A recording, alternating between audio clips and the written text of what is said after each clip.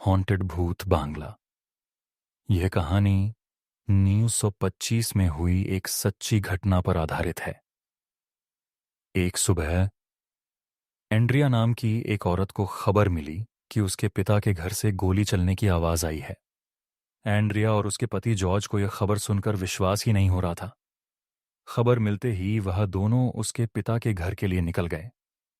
उसके पिता एक बहुत बड़े गवर्नमेंट मैशन में रहते थे, जो दूसरे शहर में था। वहां जाते जाते उन्हें शाम हो गई थी। जब वह वापस पहुंचे तो उन्होंने देखा कि उस मैशन के बाहर पुलिस इकट्ठा है और कोई भी उस घर के अंदर नहीं जा रहा था। पुलिस एंड्रिया और उसके तो जॉर्ज को भी अंदर नहीं जाने दे रही थी। पुलिस के मुताबिक उस घर में एक भूत था जो सालों बाद आजाद हो गया था। जब एंड्रिया ने पूरी बात पूछी तो उसे पता लगा कि कई साल पहले 1865 में एक 21 साल का लड़का रहता था। वह एक लड़की से बहुत प्यार करता था, लेकिन उस लड़की ने उसके प्यार को ठुकरा दिया, जिसकी वजह से उसने खुद को गोली मारकर अपनी जान दे दी। तब से उसका भूत उसी मैशन में भटकने लगा। उसके बाद उस घर में रहने वाले सभी लोगों की अजीब-ओ-गरीब मौतें होने लगीं। बहुत मुश्किल से उस लड़की की आत्मा को एक प्रीस्ट की मदद से एक कमरे में बंद कर दिया गया और उस कमरे को हमेशा के लिए लॉक कर दिया गया। लेकिन एंड्रिया के पिता, जिन्होंने हाल ही में उस मैशन को खरीदा था, इन सब बातों को नहीं मानते थे। उन्होंने उस घर को रिनोवेट कराने के चक्कर में उस कमरे का लॉक तोड़वाकर उसे खोल दिया और उस लड़के की भयानक आत्मा को आजाद कर दिया। पुलिस कहने लगी कि उस लड़के की आत्मा ने ही शायद एंड्रिया के पिता को मार दिया था। अब अगर कोई भी उस घर के अंदर जाएगा तो उस लड़के की आत्मा उसे भी मार डालेगी। पुलिस की ऐसी अंधविश्वासी बातों को सुनते ही एंड्रिया और जॉर्ज दोनों ही बहुत गुस्से में आ गए और उन्होंने खुद अंदर जाने का फैसला किया। वह घर के अंदर गए, लेकिन जैसे ही वे पिता के कमरे में पहुंचे, एंड्रिया फूट फूट कर रोने लगी। दोस्तों, क्या आपको लगता है कि आप कभी गिव अवे में कुछ बड़ा जीत सकते हो? नहीं ना? मुझे भी ऐसा ही लगता था। लेकिन रिसेंटली कई लोगों ने इजी है। इसमें सभी के लिए बराबर मौका है कि वह कार जीत पाएं। इस बार तो वन विन 3 कार्स का गिव अवे कर रहा है, और वह भी एक साथ। तो अगर आपका भी ड्रीम है जीतना, जल्दी आप स्टार्ट करोगे, उतने ज्यादा टिकट्स आप कलेक्ट कर पाओगे और आपके प्राइज जीतने के चांसेस भी बढ़ जाएंगे। तो अभी तक आप इंतजार किसका कर रहे हो? लिंक प्रिंट कमेंट में है। इस वीडियो के बाद जल्दी से कॉन्टेस्ट को ज्वाइन करो और 3 लग्जरी कार्स अपने घर ले आओ, क्योंकि उसने वहां जमीन पर अपने पिता की लाश पड़ी देखी, जिनके सर पर एक गोली का निशान था। एंड्रिया ने जब आसपास देखा तो उसे जॉर्ज कहीं नहीं दिखा। वह जॉर्ज को वहां न पाकर और ज्यादा घबरा गई और अपने पति जॉर्ज को चिल्लाकर बुलाने लगी, पर उसे कोई जवाब नहीं मिला। उस समय एंड्रिया को कुछ समझ नहीं आ रहा था कि वह क्या करें, और वह डरी हुई वहीं खड़ी अपने पति को बुलाए जा रही थी कि तभी उसे एक अनजान इंसान की रोने की आवाज आई। फिर उसे अपने पति के रोने की आवाज आई। एंड्रिया भागकर अपने पति की आवाज के पीछे जा ही रही थी जब उसे फिर से गोली चलने की आवाज आई। एंड्रिया भागकर उस कमरे में पहुंची, पर वहां पहुंचकर उसके होश उड़ गए। वहां पर उसे जॉर्ज की लाश मिली, जिसके सर पर भी गोली के निशान थे, और उसकी लाश के पास वही बंदूक पड़ी थी जो कुछ देर पहले उसके पिता के कमरे में उनकी लाश के पास पाई गई थी। तभी एंड्रिया को ऐसा लगा जैसे उसके कंधे पर किसी ने हाथ रखा। एंड्रिया को कोई पीछे से जकड़ लगा।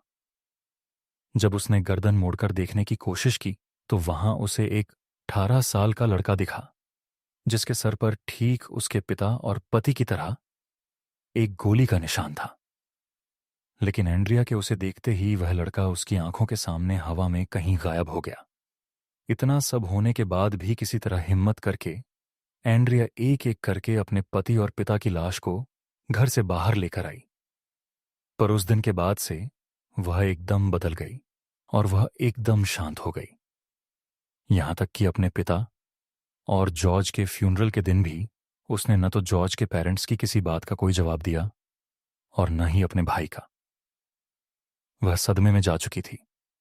सब उसके लिए बहुत परेशान थे, पर किसी को भी नहीं पता था कि एंड्रिया खुद कितनी घबराई हुई थी, क्योंकि उसके पिता और पति की मौत के बाद से उसे हर जगह उसी 18 साल के लड़के की आत्मा दिखाई दे रही थी। वह किसी भी वक्त एंड्रिया के शरीर को जकड़ लेता था और उसके कान में एक ही चीज कहता रहता था कि वह उससे बहुत ज्यादा प्यार करने लगा है, और अगर वह भी उसका प्यार ठुकरा देगी तो वह उसे भी मार डालेगा। एंड्रिया जहां जहां जाती उसे ही लड़का दिखाई देता जो उसे हर बार जकड़ लेता और एंड्रिया का शरीर बुरी तरह से जख्मी कर देता।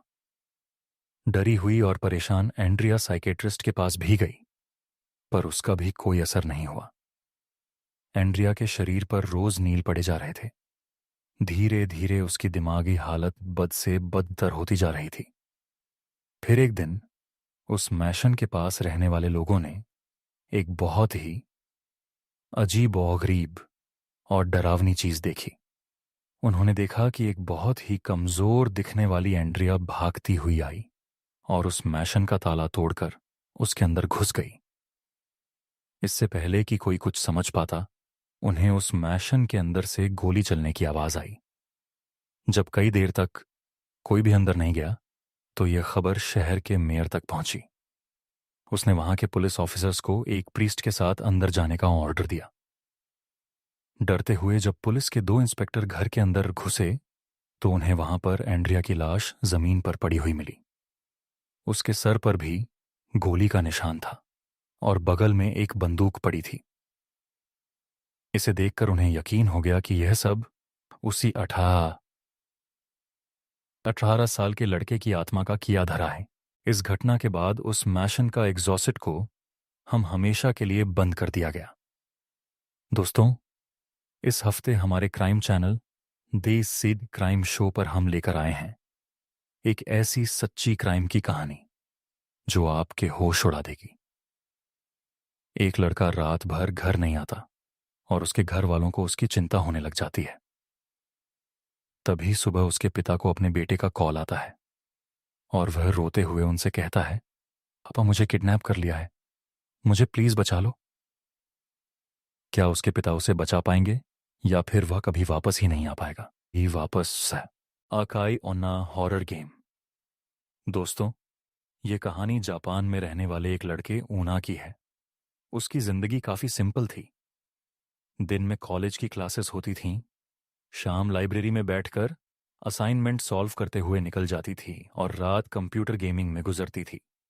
पर 21 अक्टूबर की रात उसकी जिंदगी बिल्कुल बदल गई। उना की अक्सर कॉलेज से सीधा लाइब्रेरी जाकर पढ़ाई करता था। उस दिन उना काफी थका हुआ था, इसलिए उसकी आंख लाइब्रेरी में ही लग गई और जब आंख खुली तो उसने देखा कि घड़ी में रात के 12:30 हो रहे हैं। उना की कभी भी इतनी देर रात अपने घर से बाहर नहीं रहता था। उसने फटाफट अपने सामान को पैक किया और अपने घर की ओर निकल पड़ा। ऊना का घर लाइब्रेरी से करीब 20 मिनट दूर था, पर उसके घर जाने के लिए एक शॉर्टकट रास्ता भी था जिससे वह बस 10 मिनट में पहुंच जाता था। लेकिन उसे सब लोग उस शॉर्टकट को लेने से अक्सर मना किया करते थे। उस शॉर्टकट वाले रास्ते पर कोई भी लैंप या रोशनी नहीं थी। उस रास्ते पर बिल्कुल अंधेरा रहता था और लोग कहते थे कि उस अंधेरे में अकाई ओना रहती है। अकाई ओना जापान का एक मिस्टीरियस हॉरर लेजेंड था। कहते हैं कि बहुत से लोगों को रात के अंधेरे में एक लाल रंग की ड्रेस में लड़की दिखाई देती है और उस लड़की के चेहरे को अगर कोई देख लेता है तो वह लड़की उसके पीछे एक साया की तरह फंस जाती है। कई लोग या तो गायब हो गए या मरे हुए पाए गए, पर ओना की अकाई ओना को बस एक हॉरर लेजेंड मानता था। और तो और वह पहले भी कई बार उस शॉर्टकट से घर गया था और उसे कभी ऐसा कुछ नहीं मिला, पर यह पहली बार था जब इतनी रात हो चुकी थी। ऊनाकी को बहुत तेज नींद आ रही थी और वह बिना कुछ सोचे उसी शॉर्टकट वाले रास्ते पर चल पड़ा। शुरुआत में ऊना को उस रास्ते पर कुछ भी दिखाई नहीं दे रहा था, पर धीरे धीरे हल्की आसमान की रोशनी में उसे थोड़ा बहुत रास्ता दिखाई देने लगा। कुछ दूर चलते ही अचानक ऊनाकी को दीवार के पास एक औरत खड़ी दिखाई दी। उस औरत ने लाल रंग की ड्रेस पहनी हुई थी। ऊनाकी को अचानक से घबराहट होने लगी। वह उस औरत का चेहरा देख नहीं पा रहा था और वह बस चुपचाप एक जगह खड़ी थी। ऊनाकी को बहुत अजीब लगा कि इतनी रात में यह औरत क्यों दीवार के पास खड़ी है। और तो और उसने एक लाल रंग की ड्रेस पहनी हुई थी। उसे एक पल के लिए लगने लगा कि अकाई ओना का लेजेंड कहीं सच तो नहीं। फिर भी उनाकी बिना कुछ बोले अपना सिर झुकाए आगे चलता रहा। लेकिन जैसे ही उनाकी उस औरत के पास से गुजरा, उससे रहा नहीं गया और उसने नजर उठाकर उस औरत के चेहरे को देख लिया और उसके होश उड़ गए। उस औरत का चेहरा भयानक था, इतना सफेद कि ऐसा लग रहा था कि वहां पर किसी औरत की लाश खड़ी हुई है। इतना अजीब चेहरा ओनाकी ने आज तक नहीं देखा था। ओनाकी उस औरत को देखकर बहुत डर गया और वहां से जल्दी से भाग गया। जैसे तैसे वह अपने घर पहुंचा। ओनाकी ने जो देखा वह उसे भूल नहीं पा रहा था। उस औरत का चेहरा मानो उसके दिमाग के अंदर छप गया था। अगले दिन ओनाकी अपनी उसी रूटीन के साथ जिंदगी जीने लगा, पर अब शाम होते ही उसके साथ कुछ अजीब होने लगा था। उसे ऐसा महसूस होता कि जैसे उसके आसपास कोई मौजूद है जो उस पर नजर गड़ाए बैठा हुआ है। ऐसी ही एक रात ओनाकी अपने बिस्तर पर चादर ओढ़कर सो रहा था। तभी उसे ऐसा लगा कि जैसे किसी ने उसकी चादर को नीचे की तरफ से खींचा। ओनाकी की नींद खुल गई। उसने सहमी नजरों से इधर उधर देखा तो उसे कुछ नहीं दिखा, पर तभी उसकी आंखों के सामने एक लाल परछाई तेजी से कमरे की खिड़की के बाहर चली गई। ओनाकी को अपनी आंखों पर विश्वास नहीं हो रहा था। उसे लग रहा था कि वह पागल होता जा रहा है। उसने खुद को समझाया कि यह सब उसका वहम था और जबरदस्ती अपनी आंखें बंद करके छत की तरफ मुंह करके सो गया। कुछ देर तक सोने की कोशिश करने के बाद ओनाकी ने बेचैनी में अपनी आंख खोली और फिर जो उसे दिखा वह इस दुनिया के ही परे था। उसके कमरे की छत पर बिस्तर के ठीक ऊपर वही लाल ड्रेस वाली लड़की दीवार से चिपकी हुई उसे घूर रही थी। ओनाकी जोर से चीखा और वहीं उसकी नींद खुल गई। ओनाकी को अब समझ आया कि वह असल में यह सब एक सपने में देख रहा था। उसका गला बुरी तरह सूख गया और पूरा शरीर पसीने पसीने में भीगा था। तभी वह उठकर पानी पीने लगा। पानी पीते हुए ओनाकी की नजर अपने कमरे की खिड़की पर गई और उसके हाथ से पानी का गिलास छूट गया। खिड़की के ठीक बाहर वही लाल ड्रेस वाली औरत खड़ी थी और वह अपने उसी भयानक चेहरे से ओनाकी को घूर रही थी। लेकिन ओनाकी ने जैसे ही लाइट्स ऑन की तो उसने देखा कि खिड़की पर कोई नहीं था। दिन ब दिन ये सब इंसिडेंट्स बढ़ते जा रहे थे। उसे हर जगह अकाई ओना दिखने लगी थी। ओनाकी ने अपने कुछ दोस्तों से भी इस बारे में बात की, पर किसी ने भी उसकी बातों पर विश्वास नहीं किया। उसके दिमाग में यही चल रहा था कि कहीं वह अब गायब तो नहीं हो जाएगा। ओनाकी का डर बढ़ता ही जा रहा था। उसने डिसाइड किया कि वह पुलिस स्टेशन जाकर वहां से मदद मांगेगा, पर तभी उसे अपने घर के मेन गेट खुलने की आवाज आई।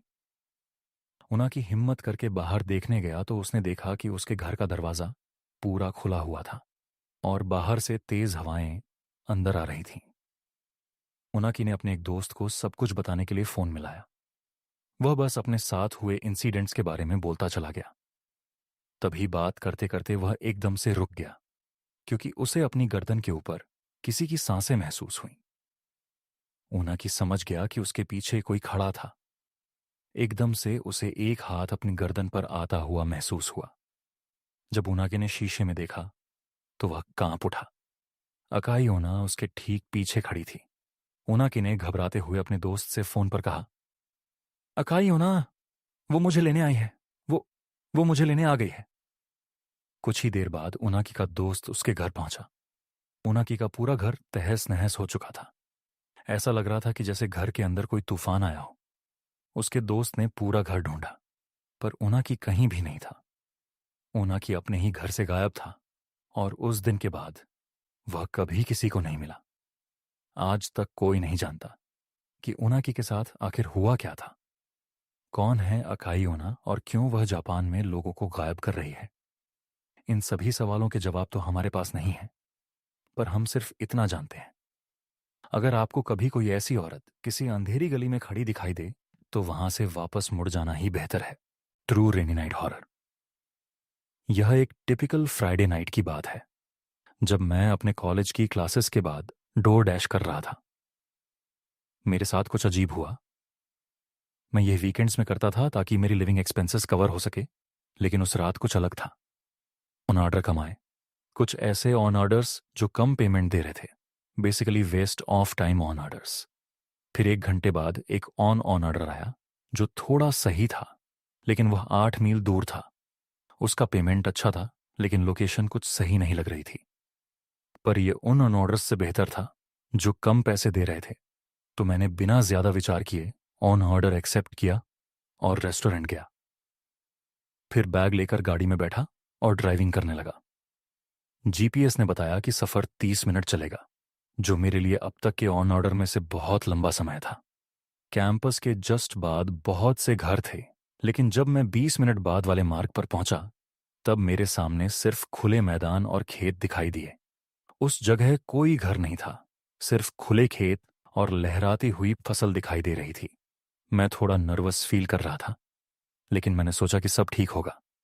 उन खाली खेतों के बीच मुझे एक घर दिखा जो कि लोकेशन से मैच कर रहा था। मैं समझ गया कि यही घर है जहां मुझे डिलीवरी देनी है। अब मैं उस खाली और सुनसान रास्ते से होते हुए उस घर की ओर, अपने ऑर्डर की ओर बढ़ रहा था। उस जगह की अजीब सी शांति काफी कुछ कह देने लायक थी। मैदान के बीच से गुजरते हुए मुझे बहुत अजीब लग रहा था। भले ही मैं डरपोक नहीं हूं, लेकिन बिना किसी कारण के घबराहट होना एक अलग एहसास था। जैसे ही मैं सड़क से आगे निकला, तो एकमात्र आवाज की जड़ पर मेरी कार की धीमी गड़गड़ाहट थी। मैंने कार पार्क किया और बैग तैयार किया, फिर कार को वहीं छोड़ दिया और बाहर निकला। वह घर शांत था और वहां काफी अंधेरा भी था। बाहर की जगह को रोशन करने के लिए केवल बरामदे की रोशनी जल रही थी। मैं गंदगी भरी घास के बीच से होकर बरामदे तक गया और दरवाजे पर दस्तक देते हुए इंतजार कर रहा था। मैंने पीछे मुड़कर अपनी कार की ओर देखा, जो मैदान में अंधेरे में गायब सी लग रही थी। इसके पीछे एक क्षण का समय बीत गया। फिर मैंने फिर से दस्तक दी, लेकिन कोई प्रतिक्रिया नहीं हुई। यहां तक कि अंदर से किसी की आवाज भी नहीं आई। मुझे स्थिति की विचित्रता का एहसास होने में देर नहीं लगी। खिड़कियों में कोई रोशनी नहीं थी और यह भी दिख रहा था कि खिड़कियां कितनी सड़ चुकी थीं। घर को करीब से देखने पर मुझे केवल यही लगा कि ऑन ऑर्डर पूरा नहीं किया जा सकता। एक संकोच वाली बात यह थी कि मेरे पास इस पते के लिए एक ऑन ऑर्डर था और पोर्च लाइट जल रही थी। मैंने लाइट की ओर देखा और सोचा कि यह एकमात्र लाइट क्यों होगी, लेकिन कुछ अजीब संयोग से मुझे पता चला कि उस लाइट के शीर्ष भाग में एक सस्ती सोलर बैटरी है।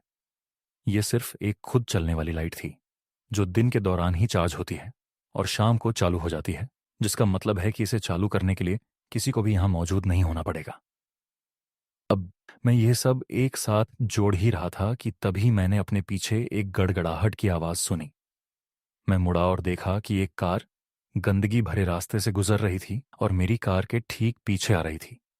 मैं वहीं खड़ा रहा और उनकी हेडलाइट्स को देखता रहा, जब तक कि एक आदमी बाहर नहीं निकला। मैंने पोर्च से चिल्लाकर पूछा, क्या यह उसका ओन ऑर्डर था? लेकिन उसने कोई जवाब नहीं दिया। वह बस अपनी कार के पास ही खड़ा रहा, ना ही हिला, ना ही बोला। मुझे अपने एड्रेनालाइन का स्पाइक महसूस हुआ जब मुझे एहसास हुआ कि यह स्थिति कितनी भयानक थी। रात की खामोशी ने मुझे केवल यह याद दिलाया कि यहां कोई नहीं था जो मेरी मदद कर सके। मैं एक खाली घर और एक अजनबी के साथ एक मैदान के बीच में फंस गया था।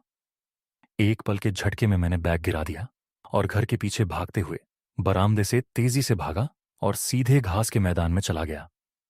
मैंने पीछे मुड़कर देखा तो वह आदमी मेरे पीछे पागलों की तरह दौड़ रहा था। जैसे जैसे मैं बाहर निकलता गया, घास उतनी ही मोटी और लंबी होती गई और मेरी सांसें फूलने लगीं। कुछ देर बाद मुझे एहसास हुआ कि अब उस आदमी के पास मेरा पीछा करने का कोई मौका नहीं है। मैं धीरे धीरे अपनी सांसें रोक रहा था और सावधानी से आगे बढ़ रहा था, फसलों के बीच से होते हुए। मैंने और भी शांत रहने की कोशिश की, क्योंकि शायद वह आदमी अभी भी मेरा पीछा करने की कोशिश में था। दौड़ते दौड़ते मैं एक सड़क पर पहुंच गया।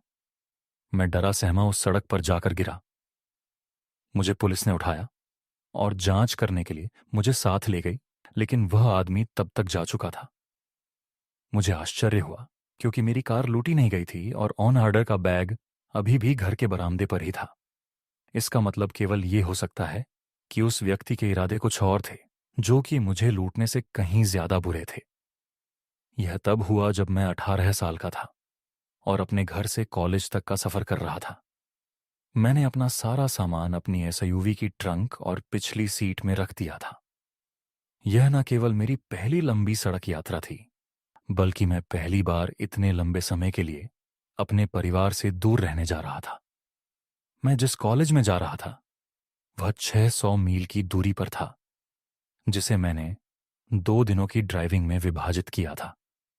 मैंने मानचित्र के जरिए यह अनुमान लगाया था कि मैं रात 11 बजे तक होटल पहुंच जाऊंगा। 7 बजे तक सूरज पूरी तरह से ढल चुका था और अधिकांश गाड़ियां भी जा चुकी थीं।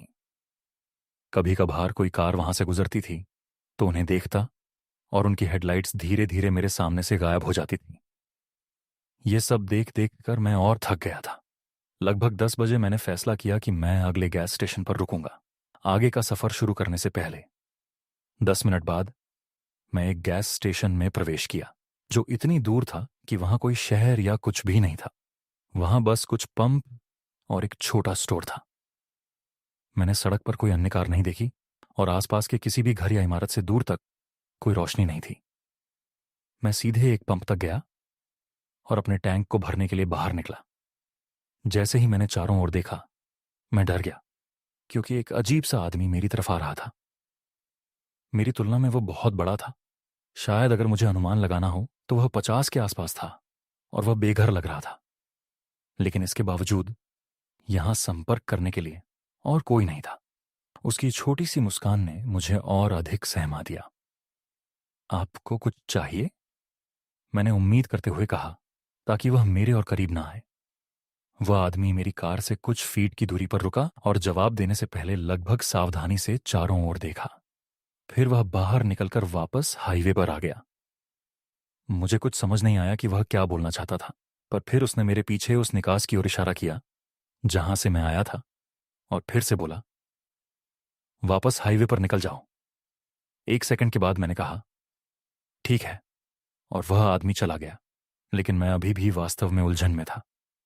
मैं जिस निकास द्वार से आया था वह चाहता था कि मैं फिर से हाईवे पर जाऊं। वह एक वन वे रोड था। वह चाहता था कि मैं सड़क के गलत तरफ गाड़ी चलाऊं और वापस राजमार्ग पर यू टर्न ले लूं। इसका कोई मतलब नहीं बनता था। मैंने प्रवेश द्वार की ओर देखा, जिस रोड से मुझे जाना था। उस रोड पर किसी भी तरह का निर्माण का साइन या कोई और रास्ता रोकने का बोर्ड नहीं था। ये बस एक खाली रैंप की तरह लग रहा था। जैसे ही मैंने पंप वापस लगाया और अपनी कार में बैठा, मैंने उस आदमी पर नजर डाली जो अब किनारे पर बैठा था, कन्वीनियंस स्टोर के बाहर। मैंने जितना अधिक सोचा, वह आदमी उतना ही पागल लग रहा था। बस यहां बैठकर बकवास कर रहा था। मैंने सोचा कि शायद यह किसी प्रकार का जाल या कुछ और था, इसलिए मैं बिना कुछ सोचे वहां से हाईवे के प्रवेश द्वार पर गया। हालांकि मुझे एहसास हुआ कि सभी स्ट्रीट लाइटें बंद थीं। मैंने यह सोचकर गति धीमी कर दी कि शायद यह एक निर्माण साइट या कुछ और है। मैंने अपनी आंखें सड़क पर रखीं ताकि कोई दुर्घटना ना हो। इससे पहले कि एक पिकअप ट्रक कहीं से आया और मेरी कार के ठीक सामने रुका। हर दरवाजा खुल गया और 4 लोग ट्रक से बाहर निकले। उनके पास सभी प्रकार के हथियार, धातु छुरी, चाकू थे और वे तेजी से मेरी कार की ओर दौड़ने लगे, और यहां तक कि अपने चेहरे को ढकने के लिए भी कुछ नहीं पहना था। वे मुझे भावनाहीन नजरों से देख रहे थे। मैंने तुरंत अपनी कार को पीछे करना शुरू कर दिया, क्योंकि वे मुझसे बस कुछ ही फीट की दूरी पर थे। मैंने अचानक सड़क के किनारे से दर्जनों लोगों को बाहर आते हुए देखा। कुछ लोगों ने तो मेरी कार का पीछा करने की भी कोशिश की। मैंने जल्दी से अपनी गाड़ी को मोड़ा और वहां से जान छुड़ाकर चला गया। जब मुझे लगा कि मैं सुरक्षित हूं, तो मैंने 911 पर कॉल किया, लेकिन किसी कारण से मुझे कभी वापस कॉल नहीं आया, ना ही इस पर कोई अपडेट मिला।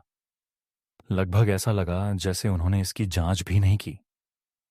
मैं आज तक इस सोच में हूं कि गैस स्टेशन पर मुझे उस बूढ़े ने शायद इसी वजह से यू टर्न लेने बोला था। और मुझे उन सभी से बचाने की कोशिश कर रहा था। मैं खुद को भाग्यशाली समझता हूं, क्योंकि मुझे नहीं पता कि वह क्या था या वे सभी क्या करने की योजना बना रहे थे। पापी गुद्धिया का छलावा। हमारे वेद पुराणों में कई ऐसे राज छुपे हैं जो आज भी हम नहीं जानते। ऐसी कई चीजें हैं जो आज भी अज्ञात हैं और हमारी समझ से परे हैं। इसी तरह एक और चीज है जिसके बारे में शायद लोग अनजान हैं। मुझे लगता है कि हमारे आसपास एक अंधेरी दुनिया है और उस दुनिया के कई छुपे हुए राज हैं। हम जैसे लोगों के लिए उस अंधेरी दुनिया के रहस्य को उजागर करना, यानी एक छोटा दिया लेकर अंधेरे में रास्ता तलाशने जैसा है। जब भी हमारे पूर्वज हमें अपने समय की कुछ कहानियां बताते हैं या भूत प्रेतों के बारे में किस्से सुनाते हैं, तो हम उन्हें अक्सर बकवास मान लेते हैं। हम इस अंधेरी दुनिया की बातों को झूठ समझते हैं और उसका मजाक उड़ाते हैं। लेकिन कभी कभी अचानक हमें कुछ अजीब सा एहसास होता है कि यह सिर्फ कहानियां नहीं हैं, इनमें कुछ राज छुपे हैं। जब हमें कोई डरावना एहसास होता है तो हम सोचने लगते हैं कि यह कैसे हो सकता है, लेकिन इसका हमारे पास कोई जवाब नहीं होता। वह बस एक रहस्य बनकर रह जाता है। पीछे रह जाते हैं तो सिर्फ सवाल और घटनाएं। ऐसी ही एक घटना मेरे एक दोस्त के साथ घटी थी। इसे आप छलावा कहें या कुछ और, लेकिन किसी की सिर्फ एक कल्पना कैसे किसी के विनाश का कारण बन सकती है, यह इसका एक जीता जागता उदाहरण है। मैं आगे बताऊंगा कि मैंने ऐसा क्यों कहा है। अभी तो मैं आपको बस वो घटना बताता हूं जिसे हम भूत कहते हैं। वह किसी इंसान के लिए वरदान हो सकता है, लेकिन हर चीज की एक कीमत होती है जो कभी ना कभी हमें चुकानी पड़ती है। मेरा नाम नीरज है। आज मैं आपको मेरे एक दोस्त के साथ घटी घटना बताने जा रहा हूं। हालांकि मुझे उस घटना का कोई अनुभव नहीं था, लेकिन मैं उस घटना को जानता हूं क्योंकि मेरे दोस्त अभिषेक ने मुझे हर एक चीज के बारे में बताया था। बस उसका अंत मुझे पता नहीं है, लेकिन मैं जानता हूं कि उसका अंत कैसा हुआ होगा। इसलिए अब इस बात का निर्णय आप सभी को खुद करना होगा कि वह घटना सत्य है या असत्य। क्या आपके साथ भी कभी ऐसा हुआ है? आप कुछ सोच रहे होते हैं और कुछ वक्त बाद या फिर कुछ दिन बाद बिल्कुल वैसा ही आपके साथ होने लगता है या फिर आपके सामने घटित होने लगता है। किसी अनजान जगह पर आपको कुछ अजीब चीजें दिखाई देती हैं, कुछ भयानक अनुभव होते हैं।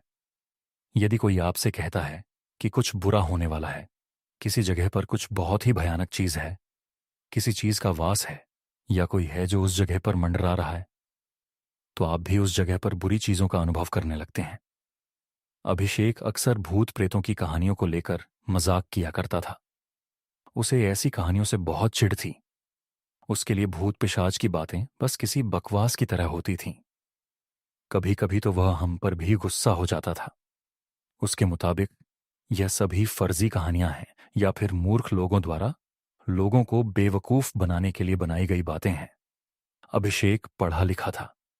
वह अपना काफी समय मोबाइल या लैपटॉप पर काम करने में और पढ़ाई करने में बिताता था। कभी कभी वह भूत प्रेत और पिशाच के बारे में कहानियां भी पढ़ता था और घंटों तक हमारे साथ उनके बारे में बातें करता था। वह हमसे कहता था कि दुनिया में कोई भूत नहीं है, हम बस अपने अतीत से डरते हैं। हम सब ने अपने अतीत में कुछ गलतियां की हैं और वही हमारी गलतियां भूत हैं। उन्हीं को हम भूत समझ लेते हैं और उस वजह से हमारे मन में डर बना रहता है। जब भी हम किसी ऐसी जगह पर फंस जाते हैं या सुनसान जगह पर चले जाते हैं, तब हमारा ही अतीत हमारे सामने भूत बनकर खड़ा हो जाता है और उसी से हम डर जाते हैं। बाकी सब कुछ झूठ है, सब कुछ छलावा है। एक दिन लैपटॉप पर कुछ खोजते समय अभिषेक को एक लिंक मिली। यह एक कम्युनिटी थी, जैसे फॉरम या रेडिट पर होती है। उस कम्युनिटी का नाम था खौफनाक अनुभव। उसने सोचा कि चलो देखते हैं कि लोग इस कम्युनिटी पर क्या बकवास डाल रहे हैं, कैसी कैसी फालतू बातें कर रहे हैं। उसने तुरंत ही लिंक पर क्लिक कर दिया और उस कम्युनिटी पर पहुंच गया। वहां कई लोगों ने अपने भयानक अनुभव शेयर किए थे। करीबन हजारों लोग थे जिन्होंने अपने भयानक अनुभव के बारे में लिखा था। अभिषेक ने उनमें से कुछ को पढ़ना शुरू किया।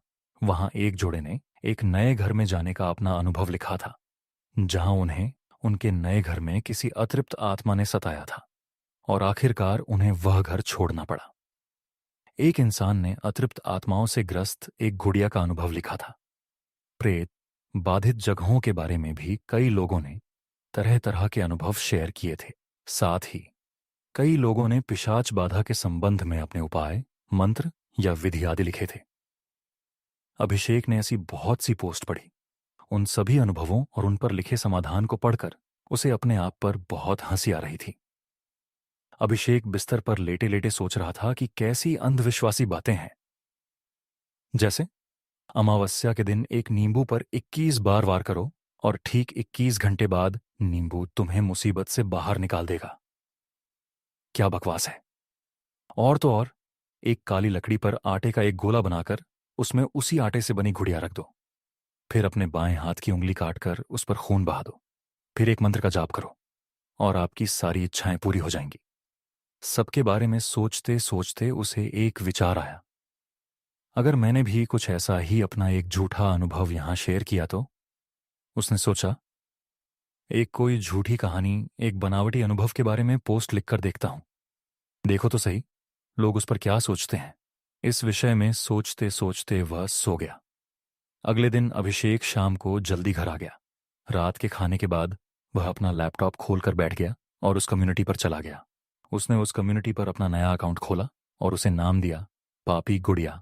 अभिषेक ने अपने अनुभव के बारे में एक झूठी पोस्ट लिखने के लिए पूरा दिन कई काले जादू की वेबसाइट्स पर जाकर देखा। वहां से उसने कुछ जानकारी इकट्ठा की। उसका प्रयास यह था कि किसी भी तरह उसकी पोस्ट किसी को झूठी नहीं लगनी चाहिए। इसलिए उसने हर तरह की जानकारी निकाली जो लोगों को पढ़ने में सच लगे। दिन भर में उसने सोच लिया था कि उसे क्या लिखना है और क्या नहीं। फिर उसने एक पोस्ट लिखी जो कुछ इस तरह थी। हेलो दोस्तों, आज मैं आपके साथ अपना एक बहुत ही डरावना अनुभव साझा करना चाहता हूं। 2 साल पहले की बात है, जब मैं किसी काम के लिए कोंकण गया था। वहां मैं कुछ दिनों के लिए एक सरकारी कॉटेज में रुका था। वहां मुझे कुछ बहुत ही अजीब सा अनुभव हुआ। वहां कुछ था जो मेरे आसपास मंडरा रहा था। रात के 12 बजे के बाद मुझे किसी तरह की एक अजीब सी आवाजें सुनाई दी, जैसे वो एक अजीब तरह का शोर हो। फिर ऐसा लगा जैसे कोई मेरे चारों ओर घूम रहा हो, लेकिन तब मैंने उस चीज को नजरअंदाज कर दिया। तीसरे दिन मैंने एक आकृति देखी, एक छोटी सी आकृति, जिसे देखकर मैं चौंक गया। फिर वह धीरे धीरे आगे बढ़ी और उसने मुझसे पूछा, पूछो, क्या पूछना चाहते हो? उसकी आवाज इतनी अजीब थी कि मैं उसी वक्त वहां से भाग गया। यह पोस्ट लिखने के बाद अभिषेक ने उसे कम्युनिटी में पोस्ट कर दिया। उसने सोचा, अब देखता हूं कि लोग इस पर कैसे प्रतिक्रिया देते हैं। और मैंने वह पूरी रात बाहर एक बस स्टैंड पर बिताई। अभिषेक अपनी एक झूठी कहानी में रंग भर रहा था। उसने आगे लिखा, अगली सुबह मैं घबराया हुआ वापस कॉटेज पर चला गया, अपना सामान उठाया और अपने घर लौट आया। मुझे लगा कि मैं मुसीबत से छुटकारा पा चुका हूं, लेकिन नहीं, वह गुड़िया मुझे फिर से दिखाई देने लगी। उसके आने से पहले मुझे एक अजीब सी आवाज़ सुनाई देती थी। फिर कहीं अंधेरे में वह खड़ी दिखाई देती। अंधेरे में घसीटते हुए वो मेरे पास चली आती और मुझसे कहती, पूछो, तुम क्या पूछना चाहते हो? उसके आने का संकेत ये होता था कि उसके आने से पहले मुझे वह अजीब सी आवाज सुनाई देने लगती थी। उस आवाज को सुनकर मेरा शरीर ठंडा पड़ जाता था, हाथ पैर कांपने लगते थे। फिर मैंने अपने परिवार को इसके बारे में बताया। हमने इस उलझन को सुलझाने के लिए अपने गांव जाने का फैसला किया। हमारे गांव में एक आदमी था जिसके बारे में मैंने सुना था कि उसे ऐसी चीजों का अनुभव है। वह भूत पिशाच को वश में करना जानता है, तंत्र मंत्र विधि का जाता था और भविष्यवाणी करना भी जानता था। तो मैं उसके घर चला गया। वहां जाकर मैंने बाबा को सारी बात विस्तार से बताई। सारी बात सुनने के बाद उन्होंने कहा, तुम्हारे पीछे एक पिशाच पड़ा है। वह अच्छा भी है और बुरा भी। तुम जिस कॉटेज में रुके थे, उस पिशाच को उस स्थान पर जागृत किया गया है, यानी जगाया गया है। यह एक ऐसा पिशाच है जो इंसानों की इच्छाएं पूरी करने की ताकत रखता है, लेकिन अब वह किसी कारणवश वहीं पर फंस गया है। मैंने उनसे पूछा, मैं इससे छुटकारा कैसे पा सकता हूं? उन्होंने कहा, इससे छुटकारा पाने का एक ही तरीका है कि तुम उससे 3 सवाल पूछो, लेकिन सवाल सोच समझकर पूछना। अगर तुमने कोई अजीब सा सवाल पूछ लिया और वह सवाल उसे पसंद नहीं आया, तो वह गुस्सा हो जाएगा। वह तुम्हारी गर्दन पर बैठ जाएगा और तब तक शांत नहीं होगा जब तक उसे जगाने वाले आदमी का खून उसके मुंह में नहीं जाएगा। यह सुनकर मैं स्तब्ध रह गया। यह चीजें कितनी भयानक होती हैं। ये सब लिखते हुए अभिषेक खुद पर ही हंस रहा था कि वे कैसी अजीब बातें लिख रहा है। उसने फिर से लिखना शुरू किया। फिर मैंने 3 आसान सवाल पूछने का निर्णय लिया, क्योंकि मुझे डर था कि अगर मैंने कुछ गलत पूछ लिया तो मेरे साथ कुछ बुरा हो सकता है। अगली रात वह गुड़िया जिसमें वह पिशाच छिपा हुआ था वापस आ गया। एक अजीब सी आवाज आई और ऐसा लगा जैसे वो मेरे आसपास ही है। धीरे धीरे वह मेरे करीब आकर खड़ा हो गया। उसने मुझ पर नजर जमाकर कहा, पूछो, तुम क्या पूछना चाहते हो? मैंने निडर होकर उससे 3 सवाल पूछे। उसने मेरे तीनों सवालों का उत्तर दिया और फिर वह वहां से गायब हो गया। उसके बाद मैंने उसे फिर कभी नहीं देखा। लेकिन दोस्तों, क्या आप जानते हैं, अभिषेक ने यहां अपनी कहानी खत्म की। उसने पोस्ट को सबमिट किया और सोचने लगा कि अब इस पर कैसे कैसे रिएक्शन आएंगे। सबसे पहले मैंने अपने बारे में 2 सवाल पूछे। ये ऐसे सवाल थे जिनके उत्तर मेरे अलावा कोई नहीं जानता था। उसने दोनों सवालों का सही उत्तर दिया। इसके बाद मैंने उससे पूछा, मुझे एक ऐसी लॉटरी का नंबर बताओ जिसमें मुझे 10 लाख रुपए मिल जाए। आप यकीन नहीं करेंगे, लेकिन उसने जो नंबर बताया उसने मेरी जिंदगी बदल दी। वो सब कुछ होने के बाद वह वहां से चला गया। अब मुझे महसूस हुआ कि मुझे और कुछ मांगना चाहिए था। शायद अगर मैं और ज्यादा मांग लेता तो मैं और भी अमीर बन जाता। यह सोचकर मैं फिर से उस बाबा के पास गया और उन्हें सारी सच्चाई बता दी। मैंने उनसे पूछा, मुझे उस पिशाच को फिर से बुलाना है, उस गुड़िया को जिंदा करना है। उसे बुलाने की विधि क्या है और इसके लिए मुझे क्या करना होगा? बाबा जोर से हंस पड़े और बोले, तुम मूर्ख हो। अच्छा हुआ कि वह लौट गया, वरना ज्यादातर लोग उसे बुलाने के बाद उसके जाल में फंस जाते हैं या फिर मर जाते हैं। हर चीज की अपनी एक कीमत होती है। जब कुछ मिलता है तो कुछ खोना भी पड़ता है। तुम्हें तो खुश होना चाहिए कि तुम सही सलामत बच गए हो। बाबा की यह बात सुनकर भी मैं रुका नहीं। मैंने उन्हें पैसों का लालच भी दिया, लेकिन उन्होंने इनकार कर दिया। उनका यही कहना था कि वह मेरे पाप में भागीदार नहीं बनना चाहते। बाबा ने जो भी कहा हो, लेकिन मैंने ठान लिया था कि चाहे जो भी हो, मैं उस पिशाच को वापस बुलाने का तरीका जानकर रहूंगा। मैंने बाबा के पीछे पड़कर उन्हें मजबूर कर दिया। आखिरकार थक हार कर बाबा ने कहा, मैं तुम्हें विधि बताऊंगा, लेकिन याद रखना, अगर कुछ अच्छा या बुरा होता है तो इसकी जिम्मेदारी केवल तुम्हारी होगी। इस विधि को करते समय बेहद सावधान रहना। जय, जब भी अमावस्या की रात करीब हो तभी यह विधि की जा सकती है। इसे अमावस्या के 2 दिन पहले या उसके 2 दिन बाद तक किया जा सकता है, लेकिन ठीक अमावस्या की रात को विधि करने से इसके सफल होने की संभावना और भी बढ़ जाती है। 2, तुम्हें एक साधारण कपड़े की गुड़िया खरीद कर लानी होगी या फिर अपने पास के पुराने कपड़ों से एक बनानी होगी। गुड़िया में हाथ, पैर, आंखें, नाक और मुंह सब कुछ होना चाहिए। 3, फिर अपने नाखून काटकर उसकी एक माला बना लेना। उस माला को गुड़िया को पहना देना। 4, इसके बाद दाहिने हाथ के अंगूठे से खून निकालकर गुड़िया के माथे पर लगाना। 5, फिर नमक का एक घेरा बनाकर गुड़िया को उस घेरे में रखना। 6, अपना दाहिना हाथ गुड़िया की छाती पर रखकर उसे पुकारना। इसके लिए तुम्हें एक मंत्र बोलना होगा। बाबा ने चेतावनी दी, सावधान रहना, क्योंकि यह विधि करते समय अगर कुछ भी गलत हुआ तो इसका अंजाम बहुत भयानक हो सकता है। यह सब सुनने के बाद मैंने मन ही मन फैसला कर लिया कि मैं इसे जरूर आजमाऊंगा। ओ कामना पूर्ण पिशाच अहम तवाम आयाम अगमम पूता अगमम इच्छा पूर्ण कर तू अहम। यह मंत्र बोलते ही ऐसा लगेगा जैसे उस गुड़िया में जान आ गई हो। एक अजीब सी आवाज सुनाई देगी जो इस बात का संकेत होगा कि पिशाच अब तुम्हारे पास पहुंच चुका है। लेकिन एक बात का ध्यान रखना होगा, तुम्हें उस गुड़िया से यानी उस पिशाच से जो भी 3 सवाल पूछने हैं उन्हें पहले ही लिखकर रखना होगा। तीनों सवालों के जवाब मिलने तक गुड़िया उसी घेरे के अंदर रहनी चाहिए। अगर किसी कारण से विधि ठीक से नहीं हुई तो तुम्हें कुछ भी महसूस नहीं होगा। गुड़िया में कोई हलचल नहीं होगी। ऐसी स्थिति में तुम उस गुड़िया को फेंक सकते हो। अगर गुड़िया जाग गई और तुमने डर के मारे उससे सवाल नहीं पूछा तो वह तुम्हें हर रात दिखाई देगी। वह तुमसे पूछेगी, पूछो, तुम क्या पूछना चाहते हो। अगर उसे गुस्सा आ गया तो वह तुम्हें मार भी सकती है।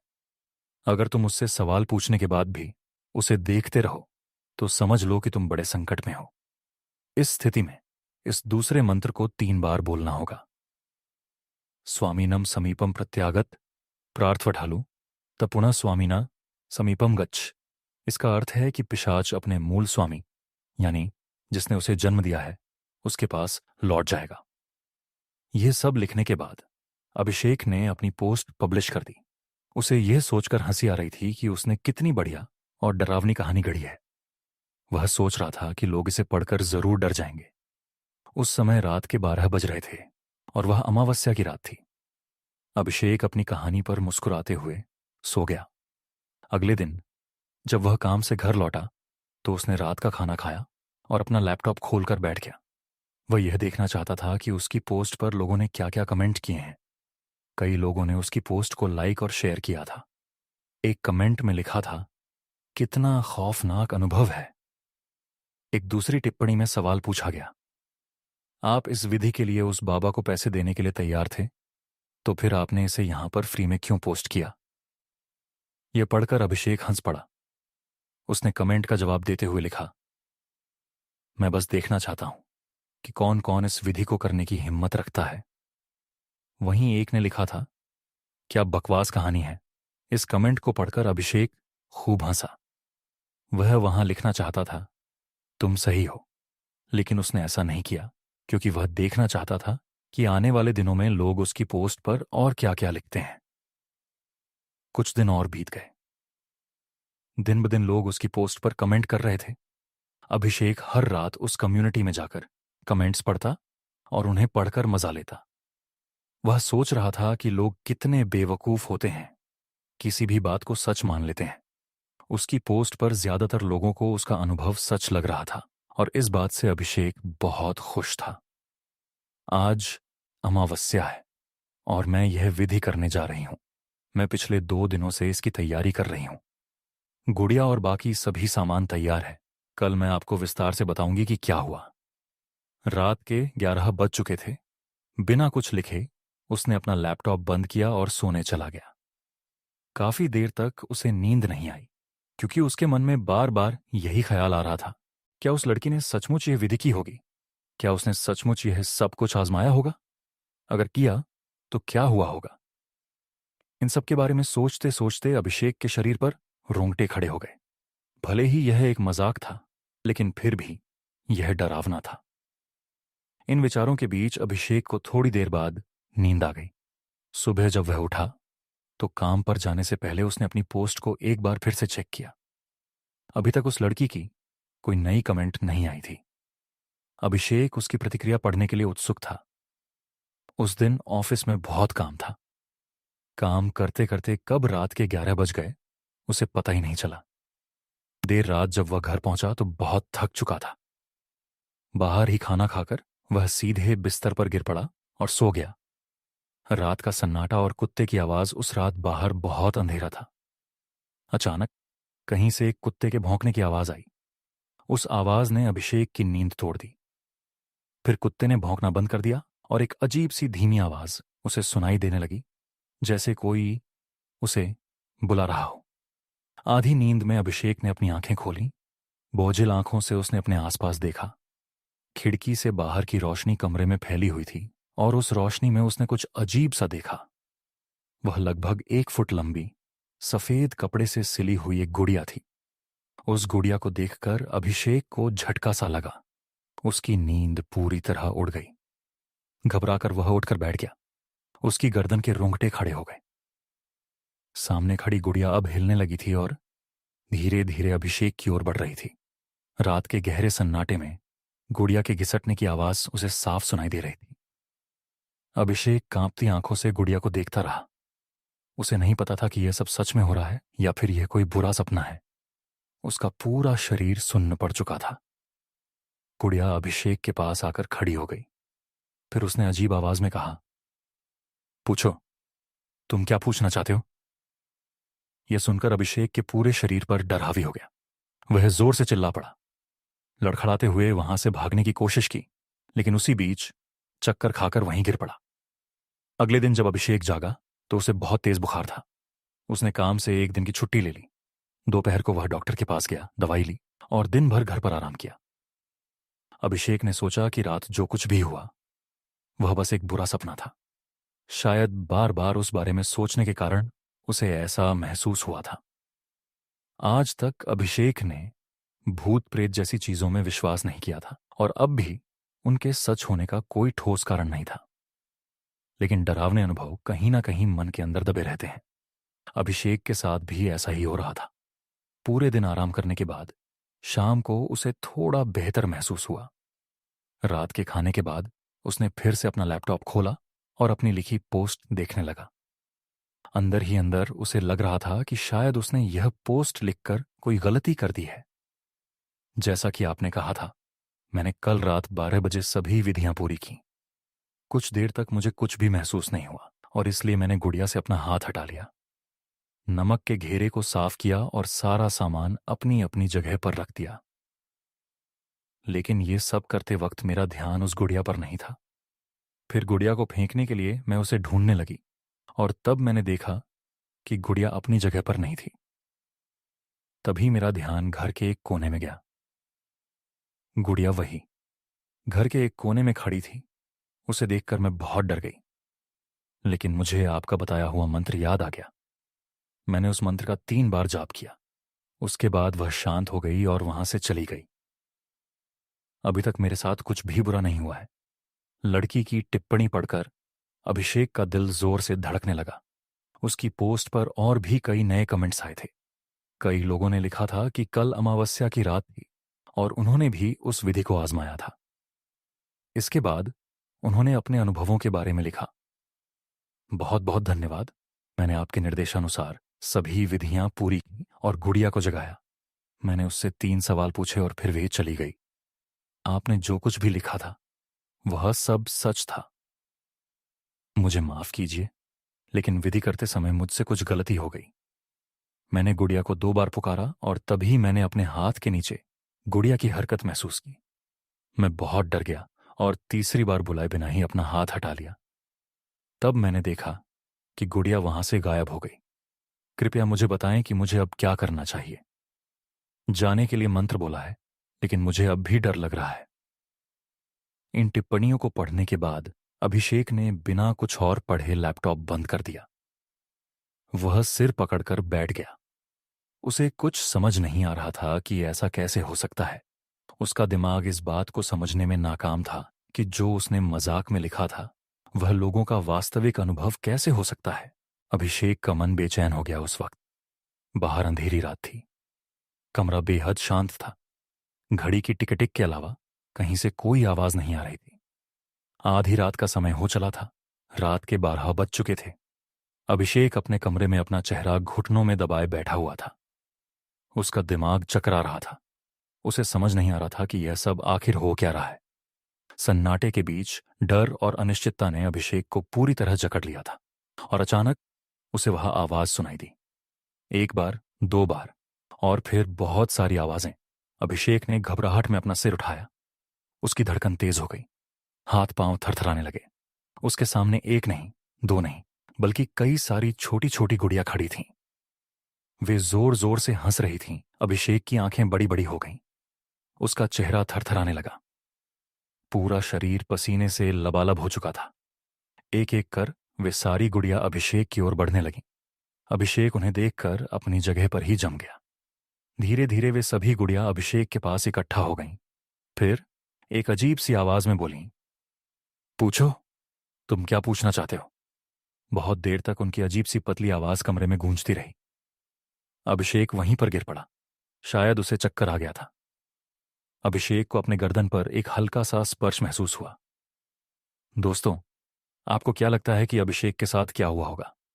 आपका जो भी तर्क हो, लेकिन मैं आपको मेरा तर्क बताता हूं। अगले दिन अभिषेक के कमरे में उसकी लाश मिली। मुझे यह पता था कि वह ऐसा कुछ कर रहा था। मतलब, उसने जो भी पोस्ट लिखी थी और उस पर जो भी कमेंट आए थे, उसने मुझे ऑफिस में इन सब के बारे में बताया था। उसकी मौत के बाद मैंने उसकी पोस्ट को बहुत ढूंढा, पर वह पोस्ट मुझे कहीं भी नहीं मिली। जहां तक मेरा तर्क है, अभिषेक ने अपनी पोस्ट में उस गुड़िया से छुटकारा पाने के लिए एक मंत्र दिया था। मंत्र के 3 बार जाप से वह गुड़िया अपने मालिक के पास वापस चली जाती थी। लेकिन अभिषेक ने इस बारे में नहीं सोचा था कि वह गुड़िया, वह पिशाच, उसका मालिक कौन था। दरअसल वह खुद ही उस पिशाच का मालिक था। उसने खुद ही उस पिशाच को जन्म दिया था। तो दोस्तों, ये रहा मेरा तर्क। बाकी आपको क्या लगता है? आप इस बारे में क्या सोचते हो? अपनी राय जरूर कमेंट में लिखें। 17 साल की समृद्धि ने छोटी उम्र में ही अपनी मां को खो दिया था। तब से उसके पापा गौतम ही उसकी पूरी जिंदगी थे। समृद्धि के पापा ने कभी भी उसे अपनी मम्मी की कमी महसूस होने नहीं दी। पर उनकी लाइफ में एक दिन ऐसा आया जिसने उनकी जिंदगी बदल दी। एक यूजुअल संडे का दिन था। समृद्धि के पापा कुर्सी पर बैठकर अखबार पढ़ रहे थे और समृद्धि अपने रूम में कथक डांस की प्रैक्टिस कर रही थी। तभी अचानक से घर की डोरबेल बजी। दरवाजा खोलने पर बाहर सूट पहने एक लॉयर खड़ा था। उसने बताया कि गौतम के चाचा का देहांत हो गया है और उन्होंने अपनी एक हवेली विरासत में गौतम को सौंपी है। गौतम को यह बात बहुत अजीब लगी, क्योंकि उनकी अपने चाचा से बिल्कुल नहीं बनती और वह करीबन 15 सालों से उनसे नहीं मिले थे। पर जब उस लॉयर ने पूरा पेपर वर्क दिखाया तो गौतम को समझ आया कि यह सब सच था।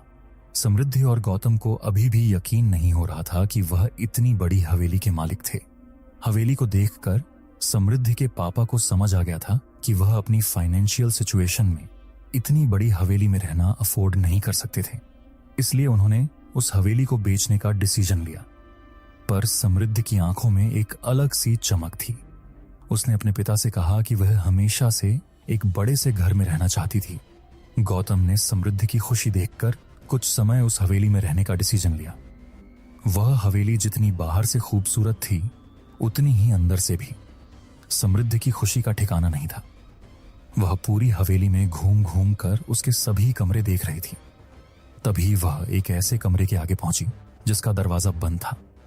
उस बड़े से दरवाजे पर एक बड़ा सा ताला लगा था और उस ताले पर संस्कृत में कुछ लिखा हुआ था। समृद्धि ने उस ताले पर जैसे ही हाथ लगाया, उसे मानो बहुत जोर का करंट लगा। इससे पहले कि समृद्धि कुछ समझ पाती, उसके पापा ने उसे आवाज लगाई। समृद्धि वापस मुड़कर अपने पापा के पास जाने लगी। पर चलते चलते समृद्धि के कानों में एक आवाज आई। उसके कानों में एक औरत हंसते हुए उसे पुकार रही थी। समृद्धि अचानक से वह आवाज सुनकर पीछे मुड़ी, लेकिन तभी वह आवाज आनी बंद हो गई। समृद्धि ने इसे अपना वहम समझा और वह अपने पापा के पास चली गई। उस रात गौतम और समृद्धि अपने अपने कमरे में सो रहे थे। पर तभी गौतम की नींद एक आवाज से खुली। गौतम को पास के कमरे से घुंघरू की आवाज आई। गौतम ने सोचा कि शायद समृद्धि अपने रूम में डांस प्रैक्टिस कर रही होगी, इसलिए वह फिर से आंखें बंद करके सोने की कोशिश करने लगा। पर घुंघरू की आवाज धीरे धीरे तेज होने लगी। ऐसा लग रहा था कि जैसे घुंघरू पहनकर कोई गौतम के पास आ रहा हो। इससे पहले कि गौतम कुछ समझ पाता, घुंघरू पहने कदमों की आवाज उसके बेड के पास से आने लगी। गौतम तेजी से उठा तो उसने देखा कि कमरे के अंदर कोई भी नहीं था। अब गौतम को कुछ अजीब लगने लगा था। वह उठकर समृद्धि के कमरे की तरफ गया। समृद्धि के कमरे में पहुंचकर उसने देखा कि वह कमरे में थी ही नहीं। अब गौतम को टेंशन होने लगी थी। वह समृद्धि को आवाज देकर पुकारने लगा। उसने हवेली की लाइट जलाने की कोशिश की, पर कोई भी बटन काम ही नहीं कर रहा था। गौतम ने कमरे के बाहर पड़े एक लैंप को उठाया और उसे जलाकर हवेली में समृद्धि को ढूंढने लगा। घूमते घूमते गौतम को फिर से घुंघरू पहने किसी के चलने की आवाज आई। गौतम उसी आवाज का पीछा करने लगा। गौतम जितना उस आवाज के करीब जाता, वह आवाज उससे उतनी ही दूर जा रही थी। लेकिन उस आवाज का पीछा करते हुए गौतम ने खुद को एक कमरे के बाहर खड़ा पाया। उस कमरे का दरवाजा खुला हुआ था। कमरे के बीचों बीच गौतम को कुछ ऐसा दिखा जिससे उसकी रूह कांप गई। उस कमरे के अंदर एक लड़की साड़ी पहने घुंघरू डालकर डांस कर रही थी। इससे पहले कि वह कुछ समझ पाता, गौतम को उस लड़की का चेहरा दिखा और उसका दिल दहल उठा। वह लड़की कोई और नहीं बल्कि समृद्धि ही थी, पर समृद्धि बिल्कुल भी नॉर्मल नहीं लग रही थी। उसने बहुत सारा मेकअप किया हुआ था जो उसके पूरे चेहरे पर फैला हुआ था। उसके बाल बिखरे हुए थे और वह बंगाली भाषा में कुछ गाना गा रही थी। गौतम यह सब देखकर बहुत डर गया। वह दौड़कर समृद्धि के पास गया। जैसे ही उसने समृद्धि के कंधे पर हाथ रखा, समृद्धि ने मुड़कर जोर से चीख मारी और गौतम की छाती पर अपना हाथ मारा। गौतम समृद्धि का हाथ लगते ही कमरे से बाहर जाकर गिरा और उस कमरे का दरवाजा गौतम के मुंह पर बंद हो गया। यह वही कमरा था जिस पर समृद्धि को सुबह ताला दिखा था। गौतम उठकर जोर जोर से उस दरवाजे को पीटने लगा। वह किसी भी तरह से समृद्धि को वहां से बाहर निकालना चाहता था। तभी उसे अपने पीछे से एक आवाज आई जिससे वह रुक गया। पापा, आप ये क्या कर रहे हो? गौतम ने जैसे ही पीछे मुड़कर देखा, उसके पीछे नाइट सूट पहने समृद्धि खड़ी थी। समृद्धि ने कहा कि वह अपने कमरे में सो रही थी और उसे जोर जोर से दरवाजा पीटने की आवाज आई, जिसे सुनकर वह वहां आ गई। गौतम को अब भी कुछ समझ नहीं आ रहा था। अगर समृद्धि अपने कमरे में ही थी तो उसे दिखाई क्यों नहीं दी? और उस कमरे के अंदर मौजूद वह लड़की कौन थी? इन सवालों से गौतम का सर फटने लगा था, पर वह समृद्धि को डराना नहीं चाहता था। इसीलिए उसने समृद्धि को अपने कमरे में वापस जाकर सोने को कहा। गौतम पूरी रात नहीं सोया। सुबह होते ही वह हवेली के पास बने एक पुराने मंदिर में चला गया। गौतम भगवान में बहुत विश्वास रखता था। उसने मंदिर में भगवान की मूर्ति के सामने बैठकर अपने साथ हुई हर घटना कह सुनाई। गौतम को यह नहीं पता था कि मंदिर का पुजारी उसकी सारी बातें सुन रहा था। जैसे ही गौतम मंदिर से जाने के लिए उठा, पुजारी ने उसे रोक लिया और पूछा, तुम रहते कहाँ हो बेटा? गौतम ने जवाब दिया, मैं 2 दिन पहले ही पास वाली हवेली में रहने आया हूं। यह सुनकर पुजारी का चेहरा सफेद पड़ गया। उसने तुरंत गौतम को उस हवेली को छोड़ने की सलाह दी। गौतम ने घबराते हुए पूछा, क्यों? आखिर उस हवेली में ऐसा क्या है? पुजारी ने लंबी सांस ली और कहा, तुम्हें यह जानना चाहिए कि कई साल पहले उस हवेली में एक राजा रहता था। उस समय एक लड़की थी, मंजुलिका। वह उस हवेली में नाच गाकर सबका मनोरंजन करती थी, लेकिन राजा को मंजुलिका से लगाव हो गया। पुजारी ने आगे बताया, मंजुलिका किसी और से प्यार करती थी। वह उसका साथी था जो उसके साथ नृत्य करता था। राजा जब यह जान गया तो उसका गुस्सा 7वें आसमान पर था। जलन और बदले की आग में उसने मंजुलिका और उसके प्रेमी दोनों को मार डाला। गौतम ने हिचकते हुए पूछा, तो फिर? पुजारी ने गंभीर स्वर में जवाब दिया, मंजुलिका की आत्मा उसी हवेली में कैद है। वह गुस्से और प्रतिशोध से भरी हुई है। वह आत्मा आज भी उस हवेली के एक कमरे में बंद है।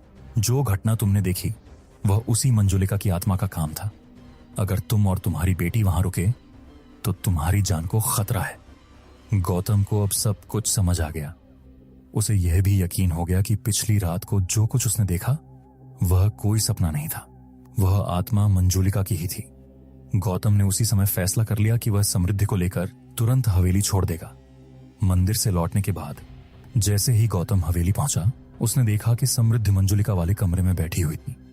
वह फिर से साड़ी और घुंघरू पहने कल रात की तरह दिखाई दे रही थी। इस बार वह कमरे के पुराने सामान को गौर से देख रही थी। गौतम ने घबराकर समृद्धि से कहा, यहां से चलो बेटा, पर समृद्धि ने जाने से साफ इनकार कर दिया। उसने जिद्दी स्वर में कहा, नहीं पापा, मैं यहीं रहना चाहती हूं। गौतम ने गुस्से में समृद्धि को डांटा, लेकिन जैसे ही उसने डांटा, समृद्धि अचानक से बदल गई। उसकी आंखें लाल हो गईं। उसने गौतम की गर्दन पकड़ ली और उसे उठाकर दीवार से टकरा दिया। अब समृद्धि बंगाली भाषा में कुछ अजीब से मंत्र बोलने लगी। गौतम दर्द से तड़प रहा था। उसकी सांसें रुकने लगीं। तभी मंदिर का पुजारी कुछ लोगों को लेकर हवेली में पहुंचा। पुजारी ने बिना देर किए समृद्धि पर गंगाजल फेंक दिया।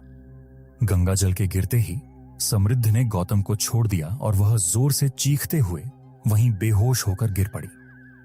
पुजारी ने उस कमरे में पूजा की और उसे फिर से ताले से बंद कर दिया। गौतम ने उस पल फैसला किया कि वह उस हवेली में एक पल भी नहीं रुकेगा।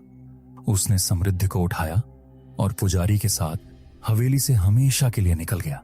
गौतम ने न सिर्फ हवेली को बेचने का ख्याल छोड़ दिया, बल्कि उसके आसपास जाने का भी इरादा त्याग दिया। समृद्धि को आज तक नहीं पता कि उसके पिता ने अचानक हवेली क्यों छोड़ दी। गौतम ने भी उसे कभी यह नहीं बताया कि वह हवेली उनके लिए कितनी खतरनाक थी।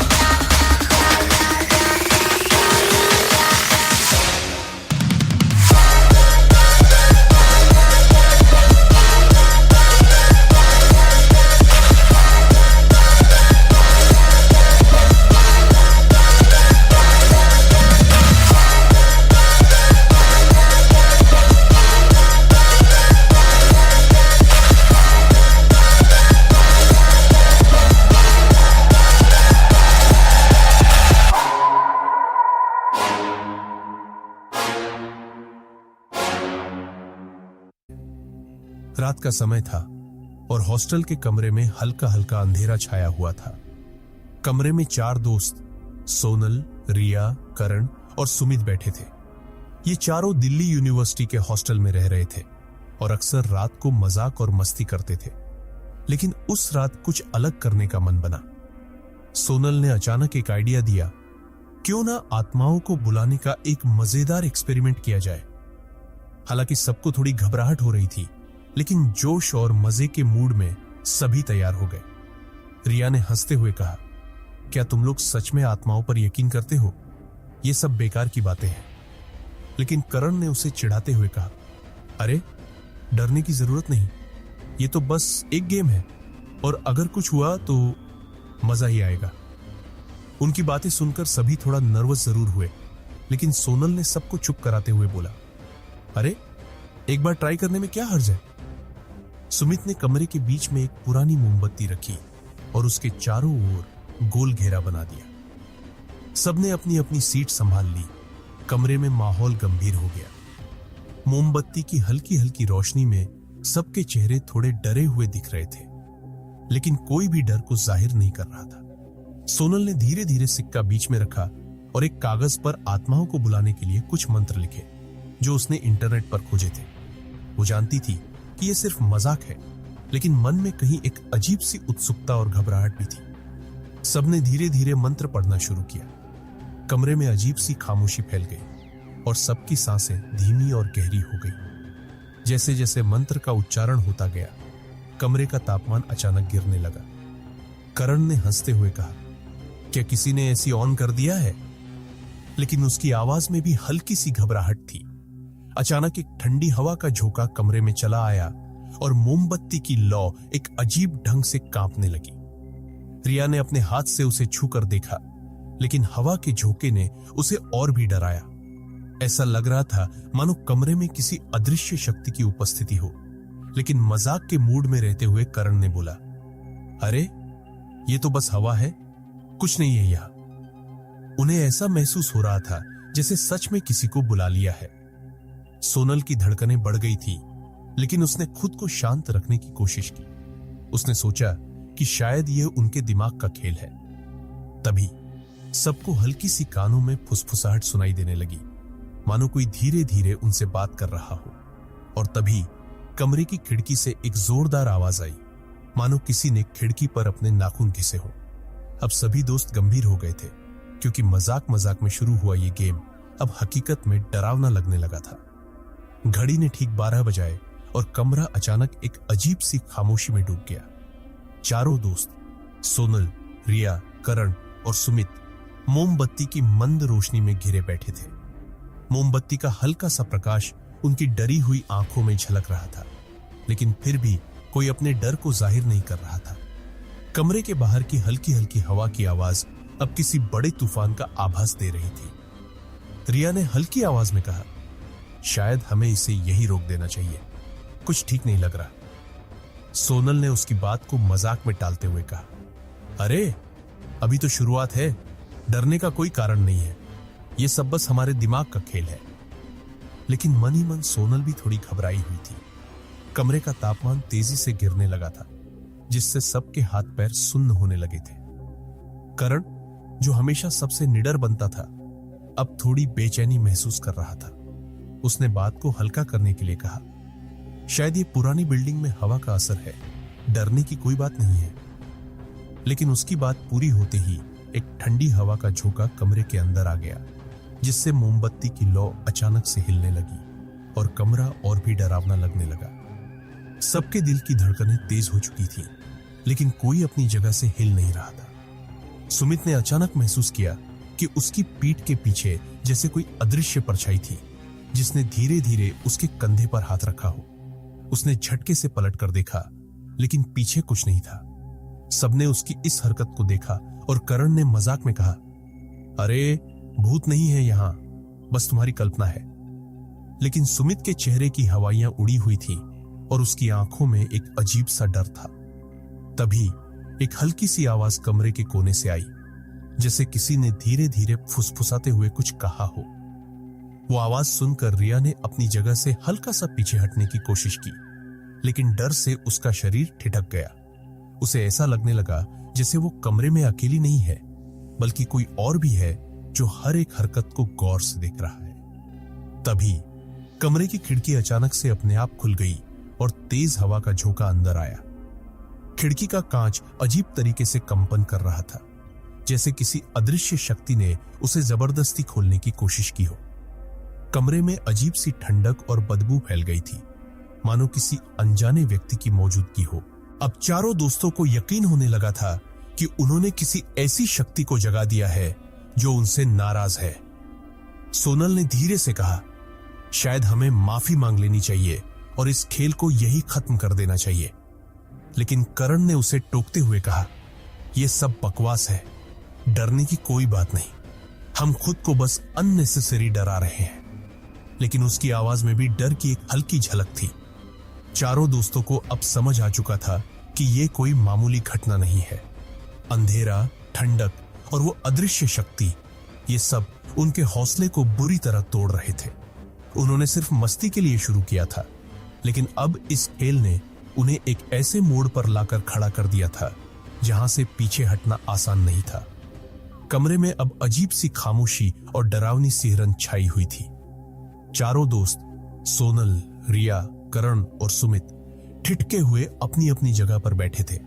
उनकी सांसें तेज हो चुकी थीं और दिल की धड़कनें बढ़ती जा रही थी। मोमबत्ती की हल्की हल्की कांपती लौ जैसे कमरे की दीवारों पर नाच रही थी, जो उनके डर को और भी बढ़ा रही थी।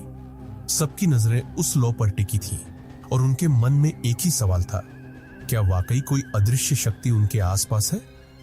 सोनल ने धीरे से अपनी आंखें खोली और कमरे का जायजा लेने लगी। उसकी नजर एक कोने में जाकर ठहर गई, जहां उसे एक हल्की सी परछाई नजर आई। परछाई का आकार धीरे धीरे इंसानी रूप लेने लगा और वो धीरे धीरे सोनल की ओर बढ़ने लगी। उसे लगा कि शायद ये उसकी कल्पना है, लेकिन अगले ही पल उसने देखा कि वो परछाई वाकई मौजूद थी। उसके शरीर में ठंडक की एक लहर दौड़ गई और उसके होठों से एक हल्की चीख निकल गई। रिया ने सोनल की आंखों में डर देखा और घबराते हुए पूछा, सोनल, क्या हुआ? तुम इतनी डरी हुई क्यों लग रही हो? सोनल ने कांपते हुए कहा, तुम लोग नहीं देख रहे?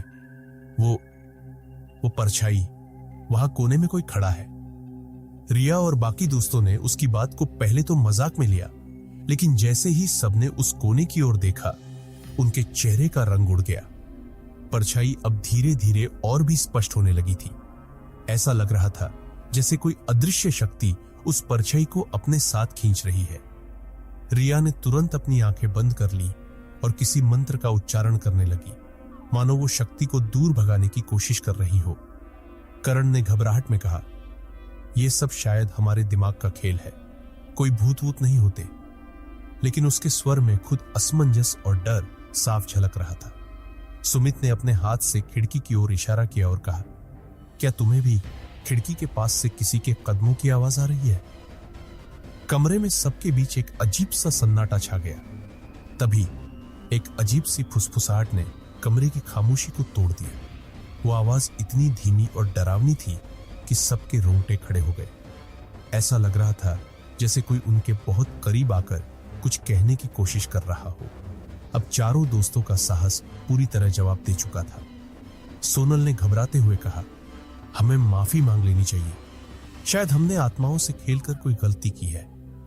लेकिन करण ने उसकी बात काटते हुए कहा, यह सब बकवास है, हम बस खुद को डरा रहे हैं। पर उसकी आवाज में भी डर साफ था और वो खुद को संभालने की कोशिश कर रहा था।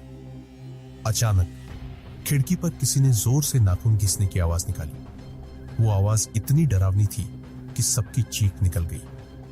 ऐसा लगा जैसे किसी ने खिड़की पर अपने लंबे लंबे नाखूनों से जोरदार खरोंचे मारना शुरू कर दिया हो। सोनल की हिम्मत जवाब दे चुकी थी और उसने तुरंत अपने दोस्तों से कहा, हमें यहां से भाग जाना चाहिए, ये कोई खेल नहीं है। उन सभी को लगने लगा था कि इस कमरे में उनकी उपस्थिति एक गलती थी।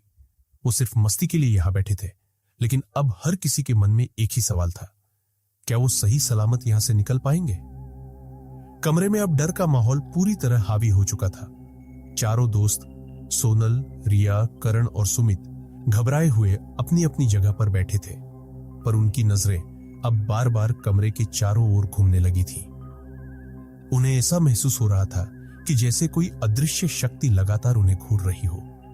हर आवाज, हर हलचल उन्हें डर और बेचैनी से भर दे रही थी। मोमबत्ती की कांपती लौ भी अब बुझने के कगार पर थी और उसकी हल्की हल्की रोशनी में हर चीज और भी रहस्यमयी लगने लगी थी। तभी कमरे में हल्की हल्की फुसफुसाहटें फिर से सुनाई देने लगी, जो किसी अनजानी भाषा में थी। ऐसा लग रहा था कि कोई अदृश्य शक्ति उनसे बात करने की कोशिश कर रही हो। सोनल ने अपने हाथों को कसकर पकड़ लिया और घबराते हुए कहा, हमें सच में कुछ गड़बड़ हो रही है, हमें माफी मांगनी चाहिए और ये खेल बंद कर देना चाहिए। उसकी आवाज में घबराहट और बेबसी साफ झलक रही थी और रिया ने भी सिर हिलाकर उसकी बात का समर्थन किया। लेकिन करण, जो अब तक खुद को बहादुर दिखाने की कोशिश कर रहा था, उसने कहा, क्या तुम सब पागल हो गए हो? भूत प्रेत जैसी कोई चीज नहीं होती, यह सब हमारी कल्पना है। पर उसके चेहरे की बेचैनी और कांपती हुई आवाज उसके शब्दों को झूठा साबित कर रही थी। उसकी नजरें बार बार कमरे के कोनों की ओर जा रही थी, मानो किसी छिपी हुई चीज की तलाश कर रही हो। सुमित, जो सबसे शांत और गंभीर रहता था, अब पूरी तरह डर के काबू में आ चुका था। उसने एक अजीब सी बात नोटिस की। उसकी कलाई पर अचानक लाल निशान उभर आए थे, जैसे किसी ने उसे जोर से पकड़ रखा हो। उसने घबराते हुए अपनी कलाई सबको दिखाई और कहा, मुझे नहीं पता ये कैसे हुआ, लेकिन ये बिल्कुल सही नहीं है। हमें यहां से जाना चाहिए। उसकी ये बात सुनते ही बाकी दोस्तों की हालत और खराब हो गई। उन्हें लगने लगा कि इस कमरे में उनका ठहरना अब सुरक्षित नहीं है। तभी कमरे की दीवार पर एक साया अचानक दिखाई दिया, जो किसी इंसानी आकार का था। वो साया धीरे धीरे दीवार पर चलता हुआ उनकी तरफ बढ़ने लगा। सबकी सांसें थम गईं और उनके दिल की धड़कनें जैसे रुक सी गई। रिया ने अपनी जगह से हटने की कोशिश की, लेकिन उसके पैर मानो जमीन में जड़ गए थे। उसने अपने हाथों से अपना चेहरा ढक लिया और जोर से चिल्लाई, हमें जाने दो, प्लीज हमें जाने दो। सोनल ने भी डर के मारे माफी मांगना शुरू कर दिया। अगर हमने कोई गलती की है तो माफ कर दो, हमसे गलती हो गई, हम ये खेल नहीं खेलना चाहते। उसकी आवाज में पस्त और हताशा का मेल साफ सुनाई दे रहा था। कमरे में एक अजीब सा सन्नाटा फिर से छा गया, जैसे किसी ने उनकी प्रार्थना सुन ली हो। लेकिन तभी एक जोरदार धमाका हुआ। खिड़की का शीशा टूट गया और बाहर से तेज हवा का झोंका कमरे में घुस गया। मोमबत्ती की लौ बुझ गई और अब कमरे में सिर्फ अंधेरा और खौफ का साम्राज्य था। चारों दोस्त पूरी तरह से डर के मारे हिल चुके थे। ऐसा लग रहा था जैसे इस कमरे से निकलने का कोई रास्ता नहीं बचा हो। अब उनके पास सिर्फ एक ही विकल्प बचा था, जितनी जल्दी हो सके वहां से भाग जाना। कमरे में घना अंधेरा और गहरी सर्दी छा गई थी। खिड़की का शीशा टूट चुका था और हवा का एक जोरदार झोंका कमरे में घुस चुका था, जिससे मोमबत्ती की लौ पूरी तरह से बुझ गई थी। चारों दोस्त सोनल, रिया, करण और सुमित पूरी तरह से आतंकित थे। उनके दिलों की धड़कनें इतनी तेज हो रही थीं कि ऐसा लगता था जैसे उनके शरीर के बाहर भी सुनाई दे रही हो। कमरे में घने अंधेरे के बीच वे केवल एक दूसरे की सांसें सुन पा रहे थे। क्या हम सच में मरने वाले हैं? सुमित ने कांपते हुए कहा। उसकी आवाज में डर और घबराहट साफ तौर पर महसूस हो रही थी। क्या किसी को देख रहा है? क्या हमें किसी ने देखा? रिया ने खुद को एक कोने में सिकोड़ डच लिया और अपनी आंखें बंद कर ली, जैसे अगर वो नहीं देखेंगे तो कुछ भी नहीं होगा। सोनल ने धीरे धीरे अपनी आवाज को उठाया। हमें कहीं से मदद लेनी चाहिए, किसी को बताना चाहिए कि हम यहां फंसे हुए हैं। लेकिन करण ने उसे बीच में टोकते हुए कहा, हम मदद के लिए किसी को नहीं भेज सकते सोनल। क्या तुमने अभी तक देखा नहीं? बाहर की दुनिया हमें नहीं बचा सकती। कुछ गलत है और ये हमारे बीच ही है। तभी अचानक से कमरे की दीवारों से एक अजीब सी खरोंच की आवाज आई, जैसे किसी ने अपनी नाखूनों से दीवार को खींचा हो। यह आवाज इतनी जोरदार थी कि सबकी रीढ़ में एक सिहरन दौड़ गई। रिया ने डरते हुए कहा, ये आवाज कहां से आ रही है? लेकिन कोई जवाब नहीं आया। सबके मन में डर का सामना कर पाना अब नामुमकिन सा लग रहा था। एक अजीब सी दहशत उनके अंदर समा चुकी थी और तभी वो आवाजें और भी तेज हो गई। इस बार कमरे में किसी की हल्की सी परछाई चलती हुई दिखाई दी, मानो कोई उनके पास आ रहा हो। यह छाया किसी इंसान की नहीं थी, ये कुछ और थी, कुछ खौफनाक और डरावना। सोनल ने सहमते हुए पूछा कि कोई है वहां? लेकिन कोई जवाब नहीं आया। रिया ने जैसे ही पलट कर देखा, उसे सामने किसी की अजीब सी आंखों की झलक दिखाई दी। वो आंखें इतनी डरावनी थीं कि वे सीधे उसकी आत्मा में समा गई। उसकी पूरी बॉडी एक पल में पसीने से तरबतर हो गई। रिया का चेहरा सफेद पड़ गया और वो बुरी तरह कांपने लगी। सुमित ने पैनिक में कहा, हमें यहां से निकलना होगा, अब कोई रास्ता नहीं बचा। चारों ने कमरे के दरवाजे की ओर भागने की कोशिश की, लेकिन जैसे ही उन्होंने दरवाजे को खींचा, वो बंद था। दरवाजा किसी अदृश्य ताकत से लॉक हो चुका था और उसे खोलने की कोई भी कोशिश बेकार हो रही थी। इसी बीच दीवारों पर एक और अजीब सी खरोंच की आवाज आई और फिर अचानक से कमरे की सारी लाइटें बंद हो गई। सब कुछ पूरी तरह अंधेरे में डूब चुका था। उनकी आवाजें एक दूसरे से गुम हो गई, जैसे कि अंधेरे ने उन्हें निगल लिया हो। अचानक रिया की चीख निकल पड़ी, ये क्या हो रहा है? ये हमारी जान लेने आए हैं। लेकिन किसी ने भी उसका जवाब नहीं दिया। कमरे के अंदर हल्की सी फुसफुसाहटें फिर से सुनाई दी और उस फुसफुसाहट में एक शब्द बार बार सुनाई दे रहा था, मौत। अब यह साफ हो चुका था कि यह कोई साधारण घटना नहीं थी। वे एक भूतिया शक्ति के शिकार हो चुके थे जो उन्हें किसी भी हाल में छोड़ने का नाम नहीं ले रही थी। एक अजीब सी उम्मीद टूटने लगी थी। क्या वे इस कमरे से जिंदा बाहर निकल पाएंगे या यह खेल अब उनकी मौत का कारण बनेगा? सोनल, रिया, करण और सुमित अब पूरी तरह से घबराए हुए थे। अंधेरे में घिरी उस कमरे में चारों की सांसें एक दूसरे से जुड़ी हुई थी और उनके दिलों की धड़कनें इतनी तेज हो रही थी कि उन्हें लग रहा था जैसे उनका दिल अब फट जाएगा। दरवाजा अब भी बंद था और वे उस कमरे से बाहर जाने के किसी भी रास्ते को तलाश कर रहे थे, लेकिन ऐसा लग रहा था कि कमरे में किसी भी दिशा में कोई रास्ता नहीं था। हम क्या करें? हम यहां से निकल नहीं सकते, रिया ने कांपते हुए कहा। उसकी आवाज में डर और घबराहट दोनों साफ साफ थे। ये जो कुछ भी हो रहा है वो हमारे दिमाग का खेल नहीं है, हमें अब कुछ करना होगा।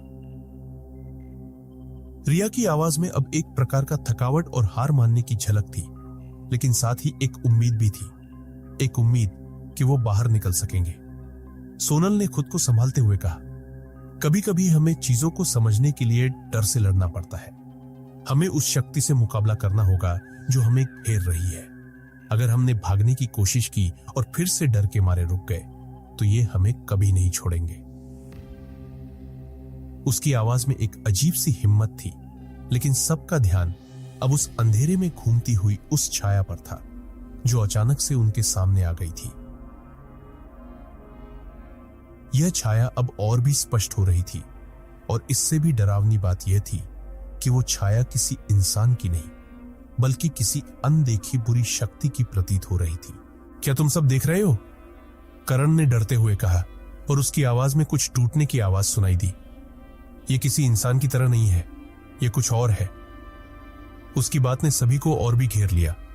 वह छाया अब धीरे धीरे उनकी ओर बढ़ रही थी और ऐसा लग रहा था जैसे वह किसी बड़े खतरे का संकेत हो। सुमित, जो अब तक चुप था, डर के मारे कांपते हुए बोला, अगर हमें इस स्थिति से बाहर निकलना है तो हमें किसी भी चीज से डरना नहीं होगा, हमें लड़ना होगा, चाहे जो भी हो। लेकिन अचानक जैसे ही उसने यह कहा, कमरे में एक जोरदार आवाज गूंजी, जैसे कोई दीवार को तोड़ने की कोशिश कर रहा हो। वो आवाज इतनी भयानक थी कि सभी के शरीर में एक सिहरन दौड़ गई। फिर एक सर्द और कटीली हवा का झोंका कमरे में आया और ऐसा लगा जैसे कोई इनविजिबल ताकत उनके करीब आ रही हो। सबकी नजरें उसी छाया पर टिकी थीं, जो अब एकदम पास आ चुकी थी। सोनल ने हिम्मत जुटाकर कहा, हमें अब इस कमरे को छोड़ना होगा, कोई भी तरीका हो, हमें बाहर जाना होगा। उसने फर्श पर पड़े एक पुराने लकड़ी के टुकड़े को उठाया और दरवाजे की ओर बढ़ी। उसकी उम्मीद थी कि वो दरवाजा अब खुल जाएगा, लेकिन जैसे ही उसने दरवाजे को धक्का दिया, वह एक अजीब सी झपकी में गिर गई। दरवाजा अब भी जाम था। रिया, जो अब पूरी तरह से टूट चुकी थी, धीरे धीरे बोली, हम सब क्या कर रहे हैं? क्या यह हमारी आखिरी रात होगी? उसकी आवाज में ऐसी घबराहट थी जिसे किसी भी हाल में शांत नहीं किया जा सकता था। लेकिन तभी कमरे के बीचों बीच से एक और गहरी आवाज आई, मौत, अब तुम सबके करीब हो। यह आवाज इतनी डरावनी थी कि सबका खून जमा गया। चारों दोस्तों के शरीर में जैसे कोई शक्ति चली गई थी। अब वे सभी समझ गए थे कि यह कोई साधारण घटना नहीं थी, यह एक भूतिया शक्ति थी जो उन्हें पकड़ने के लिए हर हाल में उनका पीछा कर रही थी। अब उनके पास सिर्फ एक ही रास्ता बचा था, डर को हराकर किसी भी तरह उस कमरे से बाहर निकलना। कमरे में फैलता हुआ अंधेरा अब उनके शरीर और आत्मा को पूरी तरह से घेर चुका था। हर पल एक नया डर, एक नई डरावनी शक्ति उनके आसपास थी और उनका दम घुट रहा था। दरवाजा अब भी बंद था और वह छाया जो अब तक कमरे में इधर उधर घूम रही थी, अब एक ओर से धीरे धीरे उनकी ओर बढ़ने लगी थी। जैसे ही वो छाया और पास आई, कमरे का तापमान तेजी से गिरने लगा। चारों दोस्तों के शरीर में सिहरन दौड़ गई और उन्हें ऐसा लगा कि जैसे कोई अदृश्य हाथ उन्हें जकड़ने की कोशिश कर रहा हो। सोनल, जो अब तक स्थिति को संभालने की कोशिश कर रही थी, अब पूरी तरह टूट चुकी थी। उसकी आंखों में घबराहट साफ दिखाई दे रही थी। उसने सुमित से कहा, हमें कहीं से कोई रास्ता खोजना होगा, वरना हम यहां हमेशा के लिए फंस जाएंगे। उसका स्वर कांप रहा था और डर की गहरी परछाई उसके चेहरे पर साफ दिखाई दे रही थी। रिया और करण दोनों पूरी तरह से स्तब्ध थे, जैसे कोई सोचने की शक्ति उनके शरीर से बाहर निकल गई हो। हम अब क्या करें? रिया ने किसी तरह कहा। उसकी आवाज में कुछ टूटने जैसा था। क्या कोई हमें यहां से निकालने आएगा या हमें यहां मरने के लिए छोड़ दिया जाएगा? उसकी सवालों ने बाकी सभी के अंदर और भी डर भर दिया था। हर शोर, हर हलचल उनके अंदर एक और डर पैदा कर रही थी। तभी अचानक से कमरे की चारों दीवारों से एक अजीब सी आवाज आई, मानो कोई दीवारों को अपनी नाखूनों से खरोंच रहा हो। यह आवाज इतनी तेज थी कि पूरे कमरे की हवा जैसे रुक सी गई थी। सबके कानों में वह खरोंच की आवाज घुसी और सबके शरीर में एक झंझावात सा दौड़ गया। उस आवाज के साथ कमरे में एक खौफनाक चीख सुनाई दी, जैसे कोई शिकार का अंतिम चीख हो। क्या यह हमारी मौत की घोषणा है? करण ने बुरी तरह से कांपते हुए पूछा और उसकी आंखों में बेबसी और डर साफ दिखाई दे रहा था। सोनल ने फिर से हिम्मत जुटाने की कोशिश की। हमें एक आखिरी बार कोशिश करनी होगी। अगर हम अब डर के मारे रुक गए तो हम कभी बाहर नहीं जा सकेंगे। हमें पूरी ताकत से लड़ना होगा। उसकी आवाज में अब एक नई उम्मीद और दृढ़ता थी। तभी सुमित ने अचानक ध्यान दिया कि कमरे के कोने में एक पुरानी संदूक सी चीज पड़ी हुई थी। यह किसी तरह का प्राचीन फर्नीचर लग रहा था। सुमित ने कांपते हुए कहा, क्या तुम सब देख रहे हो? वो संदूक, क्या अगर उसमें कुछ हो तो? सोनल ने एक झटके से उसे देखा और उसकी आंखों में जैसे एक चमक आ गई। शायद उस संदूक में हमें कुछ मिल सकता है जो हमें बाहर निकलने का रास्ता दिखा सके। चारों ने मिलकर उस संदूक की ओर कदम बढ़ाए, लेकिन जैसे ही सोनल ने संदूक का ढक्कन खोला, एक सर्द हवा का झोंका कमरे में घुसा और अचानक से एक खौफनाक हंसी सुनाई दी। वह हंसी इतनी गहरी और कटीली थी कि सबके दिलों की धड़कनें रुक गई। अंदर का दृश्य और भी भयावह था। संदूक में कुछ पुरानी किताबें और एक मफलर पड़ा था जो किसी के शव के जैसे दिख रहे थे। क्या ये किसी की आत्मा है? रिया ने डरते हुए पूछा और सुमित ने पूरी ताकत लगाकर वह मफलर बाहर खींचा। जैसे ही वह मफलर बाहर आया, एक जोरदार धमाका हुआ और कमरे की दीवारों से और तेज खरोच की आवाजें सुनाई दी। अब सबको यह महसूस हो रहा था कि वे कुछ बहुत बड़ी शक्ति के साथ खेल रहे थे और शायद यह अब उनका सबसे बड़ा खतरा बनने वाला था। इस खौफनाक हंसी के बाद एक और जोरदार आवाज आई, अब तुम सभी मेरे साथ रहोगे। चारों के दिलों में अब और भी डर समा गया था और उन्होंने समझ लिया था कि वे अब उस शक्ति से बचने के लिए लड़ाई नहीं, बल्कि अपनी जान बचाने के लिए संघर्ष कर रहे थे। सोनल, रिया, करण और सुमित अब पूरी तरह से टूट चुके थे। उनके चेहरे पसीने से सने थे और आंखों में वह डर था जो सिर्फ मौत के सामने खड़े व्यक्ति में ही दिखाई देता है। कमरे में फैलती हुई सर्दी, दीवारों से आती हुई खरोंच की आवाज और अब तक के अनुभव ने उनकी उम्मीद को पूरी तरह से तोड़ दिया था। वे जानते थे कि अब कुछ भी सामान्य नहीं था। यह सब कुछ उस छाया के कारण हो रहा था जो हर पल उन्हें अपने घेरे में महसूस करा रही थी। संदूक से बाहर निकलने वाली उस सर्द हवा ने जैसे उनके अंदर किसी घातक शक्ति को जगा दिया था। वह हंसी जो कमरे में गूंज रही थी, अब भी उनकी खोपड़ी में गूंज रही थी। अब तुम मेरे साथ रहोगे, वह शब्द बार बार उनके कानों में गूंज रहे थे। यह आवाज अब उनका पीछा नहीं छोड़ रही थी। जैसे ही सोनल ने वो मफलर बाहर खींचा, एक अजीब सी सिहरन उनके शरीर में दौड़ गई। कमरे का माहौल और भी घना हो गया था और हर कोई यह महसूस कर रहा था कि कमरे की दीवारें उन्हें और घेर रही थी। क्या किया हमने? रिया ने कांपते हुए कहा। उसकी आवाज में घबराहट और शोक की मिलीजुली भावना थी। अब हम बाहर कैसे निकलेंगे? सोनल ने गहरी सांस ली और अपने अंदर की ताकत को जागृत करते हुए कहा, हमें लड़ना होगा, हमें डर को चुनौती देनी होगी। अगर हम अब डर के मारे भागे तो वह हमें कभी नहीं छोड़ेंगे। हमें इस जगह को अपने तरीके से नियंत्रित करना होगा। उसकी आवाज में एक दृढ़ निश्चय था, लेकिन सभी जानते थे कि यह फैसला लेना इतना आसान नहीं था। तभी कमरे में अचानक एक अजीब सी चुप्पे हो गई, जैसे सभी आवाजें रुक गई हों, जैसे उस अंधेरे ने खुद को पूरी तरह से कमरे में समा लिया हो। हर कोई अपनी जगह खड़ा था और वे सब उस छाया को महसूस कर रहे थे जो अब उनके आसपास मंडरा रही थी। इस घबराहट और खौफ के बीच करण ने अचानक से कहा, अगर हम इस कमरे से बाहर नहीं निकल सकते तो हम उसे खत्म कैसे करेंगे? उसकी आवाज में अब हताशा थी, जैसे उसने अब तक के सभी प्रयासों को नाकाम होते देखा हो। हम उसे हराकर ही बाहर निकल सकते हैं, सोनल ने दृढ़ आवाज में कहा। हम इसके सामने नहीं झुकेंगे। हमें इसे हराने के लिए इसे समझना होगा। यह केवल एक आत्मा नहीं है, यह एक भूतिया शक्ति है जो हमें कमजोर समझ रही है। सुमित ने अचानक से कमरे के एक कोने की ओर इशारा करते हुए कहा, देखो, वहां कुछ है। सबकी नजरें उस दिशा में घुसी और जैसे ही वे वहां देखने लगे, उन्हें एक हल्की सी परछाई दिखाई दी जो धीरे धीरे दीवार में समा रही थी।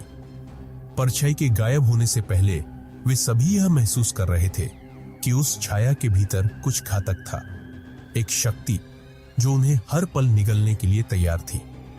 सोनल ने फिर से उस दिशा में कदम बढ़ाए। हमें इस पर ध्यान केंद्रित करना होगा। कुछ भी हो, हमें इसका सामना करना ही होगा।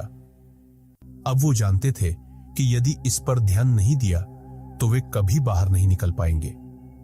जैसे ही सोनल उस परछाई के पास पहुंची, अचानक एक तेज खड़खड़ाहट हुई, जैसे कोई दीवार को तोड़ने की कोशिश कर रहा हो। क्या यह छाया हमें अंदर खींचने की कोशिश कर रही है? रिया ने सहमते हुए पूछा।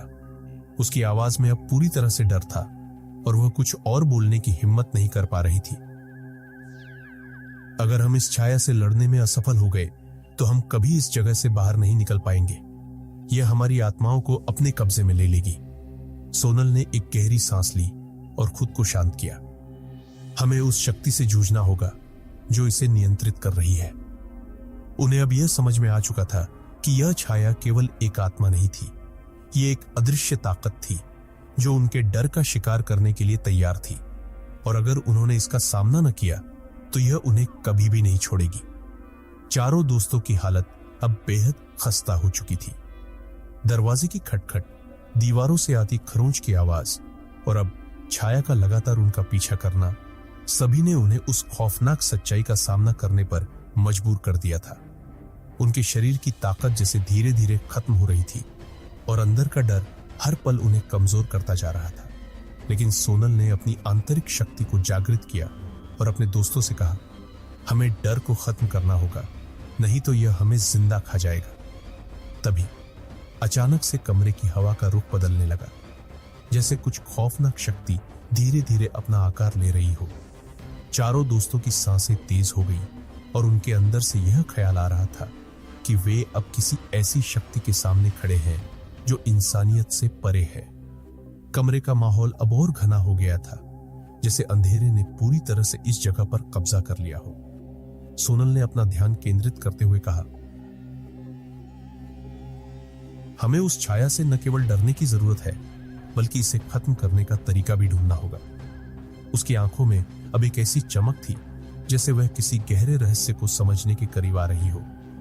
रिया और करण दोनों ने उसकी बात मानी और चुपचाप उसकी दिशा में देखने लगे। सुमित ने धीरे से कहा, यह सब सिर्फ एक बुरा सपना तो नहीं है? क्योंकि अगर यह सच है तो हम कहां जाएंगे? सोनल ने उसे नजरें गड़ाते हुए कहा, यह सपना नहीं है सुमित, यह हमारी हकीकत है और हमें इससे लड़ना होगा। वह अब कमरे के एक कोने की ओर बढ़ी जहां उस छाया का एहसास और मजबूत हो रहा था। उसकी नजरें उस ओर थीं और उसके हाथ में वह पुराना मफलर था जिसे उन्होंने पहले संदूक से बाहर निकाला था। वह जानते थे कि यह मफलर किसी घातक चीज से जुड़ा हुआ था और तभी सोनल ने महसूस किया कि इस मफलर में कुछ गहरी ऊर्जा है, एक ऊर्जा जो उस छाया से जुड़ी हुई थी। यह मफलर सिर्फ एक सामान्य वस्तु नहीं है, सोनल ने कहा, यह उस आत्मा की शक्तियों को कैद करने की एक कुंजी हो सकती है। उसकी बात में अब एक नई उम्मीद थी, लेकिन साथ ही यह भी कि उन्होंने जो कदम उठाया वह उनका अंतिम कदम हो सकता था। सोनल ने मफलर को उठाते हुए कहा, हमें इस शक्ति से जूझने के लिए इसे नियंत्रित करना होगा। अगर हम इसे सही तरीके से इस्तेमाल करते हैं तो यह हमें बाहर निकलने का रास्ता दिखा सकता है। उसने मफलर को पूरी ताकत से कमरे के बीचों बीच लहराया। जैसे ही मफलर हिला, कमरे की हवा में एक और परिवर्तन आया और अचानक से वह छाया धीरे धीरे उनके सामने आ गई। तुम मुझे पकड़ नहीं सकते, वह छाया गहरी आवाज में बोली, और कमरे का तापमान और भी गिरने लगा। कमरे के कोने कोने में एक ठंडक फैलने लगी, जैसे बर्फ की एक परत हर जगह जम रही हो। उस समय हर किसी को यह महसूस हो रहा था कि वे किसी खौफनाक और अप्राकृतिक ताकत के सामने खड़े हैं जो उन्हें कभी नहीं छोड़ेगी। सोनल ने मफलर को और कड़ा किया और कहा, तुम्हारी शक्ति हमें काबू में नहीं कर सकती, अब हम तुम्हारा सामना करेंगे। उसकी आवाज में अब पहले से ज्यादा विश्वास था। उसने जैसे ही मफलर को और कसकर लहराया, कमरे के भीतर एक गहरी दहाड़ गूंजी और अंधेरा और घना हो गया। अब तुम इसे महसूस कर रहे हो? सोनल ने कहा, यह सब अब खत्म होगा।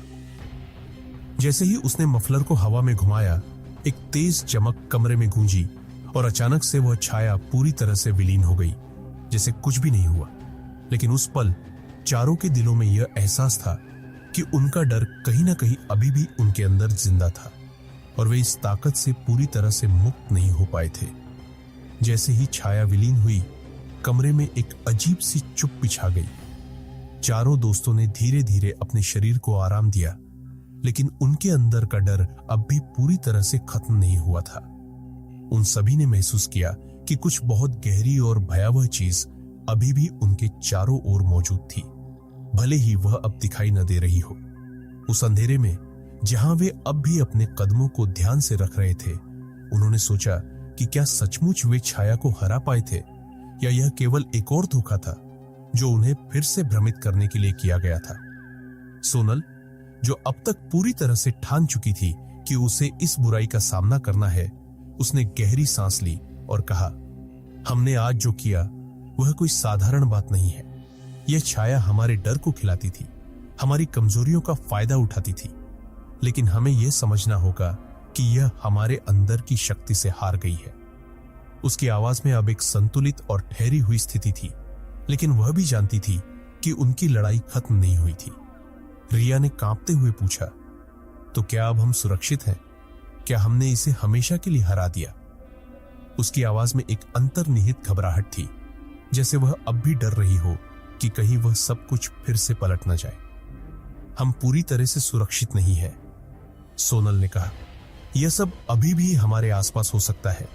यह छाया कोई साधारण आत्मा नहीं थी, यह एक शापित ताकत थी जिसे हमारे डर से शक्ति मिलती थी, और कभी कभी ऐसी शक्तियां उस डर का पीछा करती रहती है जो उन्हें छोड़ने के लिए तैयार नहीं होता। सुमित ने घबराते हुए कहा, तो हमें क्या करना होगा? क्या हम फिर से इस भूतिया ताकत का सामना करने के लिए तैयार हैं? सोनल ने उसे शांत करते हुए कहा, नहीं, हमें डरने की जरूरत नहीं है। हम अब जानते हैं कि क्या करना है। हम अगर इस डर को सही तरीके से समझते हैं तो यह हमारी शक्ति बन सकता है। उसकी बातों में अब पूरी तरह से दृढ़ता थी। वह जानती थी कि अब उनके पास वह ताकत है जो उन्हें इस भूतिया शक्ति से लड़ने में मदद करेगी। तभी अचानक कमरे की लाइट्स चपकने लगी। चारों ने एक दूसरे को देखा और उनकी आंखों में वही डर फिर से उभर आया। लेकिन इस बार वे डर नहीं रहे थे, बल्कि उनका ध्यान पूरी तरह से उस शक्ति पर केंद्रित हो गया था जो उनके सामने आ सकती थी। एक अजीब सी खामोशी कमरे में फैल गई थी और हर कोई यह महसूस कर रहा था कि कुछ बहुत महत्वपूर्ण होने वाला था। तभी कमरे में एक और हलचल हुई। दीवारों से एक गहरी आवाज सुनाई दी, जैसे कोई अजीब और भयानक ताकत उन्हें पुकार रही हो। तुम मुझे नहीं हरा सकते, एक जोरदार आवाज गूंजने लगी और वह सर्द हवा वापस लौट आई। यह वही आवाज थी जो पहले कमरे में गूंज रही थी, और अब वह एक तरह की चेतावनी बनकर उनके सामने आ रही थी। क्या यह हमारा आखिरी मौका है? सोनल ने अपनी आवाज में पूरी ताकत डालते हुए कहा। क्या हम इसे हमेशा के लिए रोकने में सक्षम होंगे? हमने लड़ाई शुरू की है और अब हमें इसे खत्म करना होगा, उसने अपने दोस्तों से कहा। अब उन्हें यह समझ में आ गया था कि अगर वे अब यह डर नहीं जीत पाते तो यह कभी उन्हें नहीं छोड़ेगा। चारों ने एक दूसरे को देखा और उनकी आंखों में एक नई उम्मीद और शक्ति की झलक थी। वे डर से बाहर आ चुके थे और अब उनका सामना उस अदृश्य शक्ति से था जिसे वे एक बार फिर खत्म करने के लिए तैयार थे। हम इस बार जीतेंगे, सोनल ने कहा, और उनकी आवाज में एक नई ऊर्जा और संघर्ष का संकेत था। हमारे डर को खत्म करके ही हम इस जगह से बाहर जा सकते हैं। तभी कमरे की हवा में एक हलचल हुई और एक तेज झंकार के साथ वह छाया फिर से सामने आई, लेकिन इस बार चारों दोस्तों के अंदर वह डर नहीं था। अब वे जानते थे कि इस बार वे केवल बचने के लिए नहीं, बल्कि इस भूतिया ताकत को हमेशा के लिए समाप्त करने के लिए खड़े थे। चारों दोस्तों के अंदर एक अद्वितीय संकल्प था।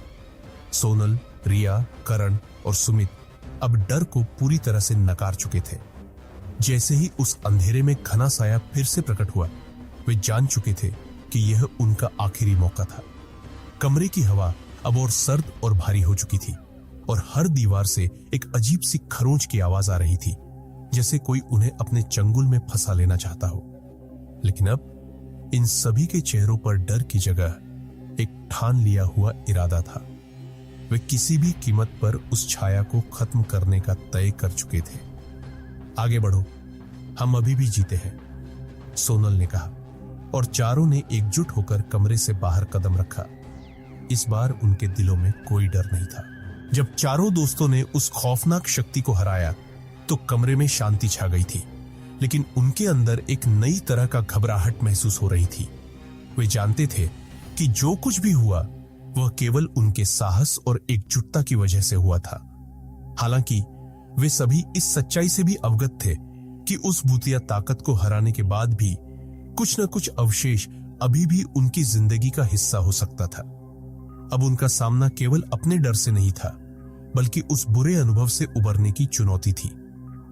कमरे में खड़े होकर सोनल ने गहरी सांस ली और कहा, यह हमें कभी न कभी फिर से परेशान कर सकता है, लेकिन हमें एक बात समझनी होगी, हम डर को हरा चुके हैं। उसकी आवाज में अब वो दृढ़ता थी जो इस यात्रा के बाद और भी मजबूत हो गई थी। रिया, करण और सुमित सब चुपचाप उसकी बात सुन रहे थे और वे महसूस कर रहे थे कि सोनल का कहना सही था। डर किसी भी रूप में हमेशा मौजूद रहेगा, लेकिन उन्होंने उस डर से बाहर निकलने का तरीका सीख लिया था। तुम सही कह रही हो सोनल, करण ने कहा, हमने अब जो किया वह बहुत बड़ा था। अब हमें अपने जीवन में आगे बढ़ने की जरूरत है। यह डर हमारी पूरी जिंदगी का हिस्सा नहीं हो सकता। सुमित ने सिर झुकाया और धीरे से कहा, लेकिन क्या यह सब सच में खत्म हो चुका है? क्या हम सुरक्षित हैं? उसकी आवाज में एक हल्की सी चिंता थी, लेकिन सोनल ने उसे शांत करते हुए कहा, हमने वह सब कुछ किया जो इस भूतिया ताकत को खत्म करने के लिए जरूरी था। हम अभी सुरक्षित हैं, लेकिन हमें कभी भी आत्मसंतुष्ट नहीं होना चाहिए। चारों दोस्तों ने उस कमरे से बाहर कदम रखा और जैसा कि वे हॉस्टल के बाहर जाने के लिए मुड़े, अचानक से उन्हें एहसास हुआ कि वे अभी भी उस रात की घटनाओं से पूरी तरह उबर नहीं पाए थे।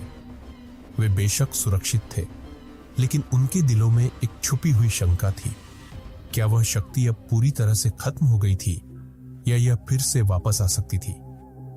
हमने इसे जीत लिया है, लेकिन क्या हमें फिर कभी यहां लौटने की जरूरत पड़ेगी? रिया ने चिंता से पूछा। उसकी बात ने सभी को झकझोर दिया, लेकिन सोनल ने उसे आश्वासन देते हुए कहा, इस बार वह हमें फिर से नहीं पा सकेगी।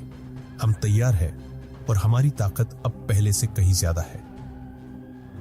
जैसे जैसे वे हॉस्टल के बाहर चले, उन्हें यह महसूस होने लगा कि इस अनुभव ने उन्हें बहुत कुछ सिखाया था। डर के सामने खड़े होकर उन्होंने सिर्फ एक बुराई को हराया था, बल्कि अपनी असल ताकत को भी पहचान लिया था। वे अब किसी भी मुश्किल का सामना करने के लिए तैयार थे, क्योंकि उन्होंने यह साबित कर दिया था कि जब इंसान अपने डर से लड़ता है तो वह न केवल बाहरी ताकतों को, बल्कि अपनी आंतरिक कमजोरियों को भी हराता है। अंत में सोनल ने अपने दोस्तों को देखा और कहा, हमने यह सब एक साथ किया। हम जितना डरते हैं उतना ही हम उसे हराने के लिए मजबूत होते हैं। आज हम नहीं डरेंगे और न ही कभी डरेंगे। उसकी बात में अब एक नया उत्साह था और चारों दोस्तों के चेहरे पर आत्मविश्वास और शांति का संकेत था। वे अब वह लोग नहीं थे जो कभी डर से भागते थे। वे उस डर को हरा चुके थे और अब वे जिंदगी को एक नए दृष्टिकोण से देख रहे थे। लेकिन जैसे ही वे हॉस्टल से बाहर निकले, उन्हें वह अजीब सा एहसास हुआ कि इस डर से लड़ाई सिर्फ एक शुरुआत थी।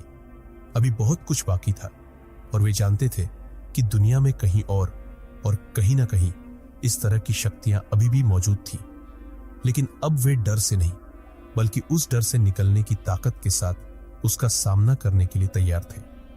1 महीने बीत चुका था और सोनल, रिया, करण और सुमित ने सोचा था कि वे अब पूरी तरह से सुरक्षित है। हॉस्टल की उस खौफनाक रात के बाद उनकी जिंदगी एक नए मोड़ पर थी।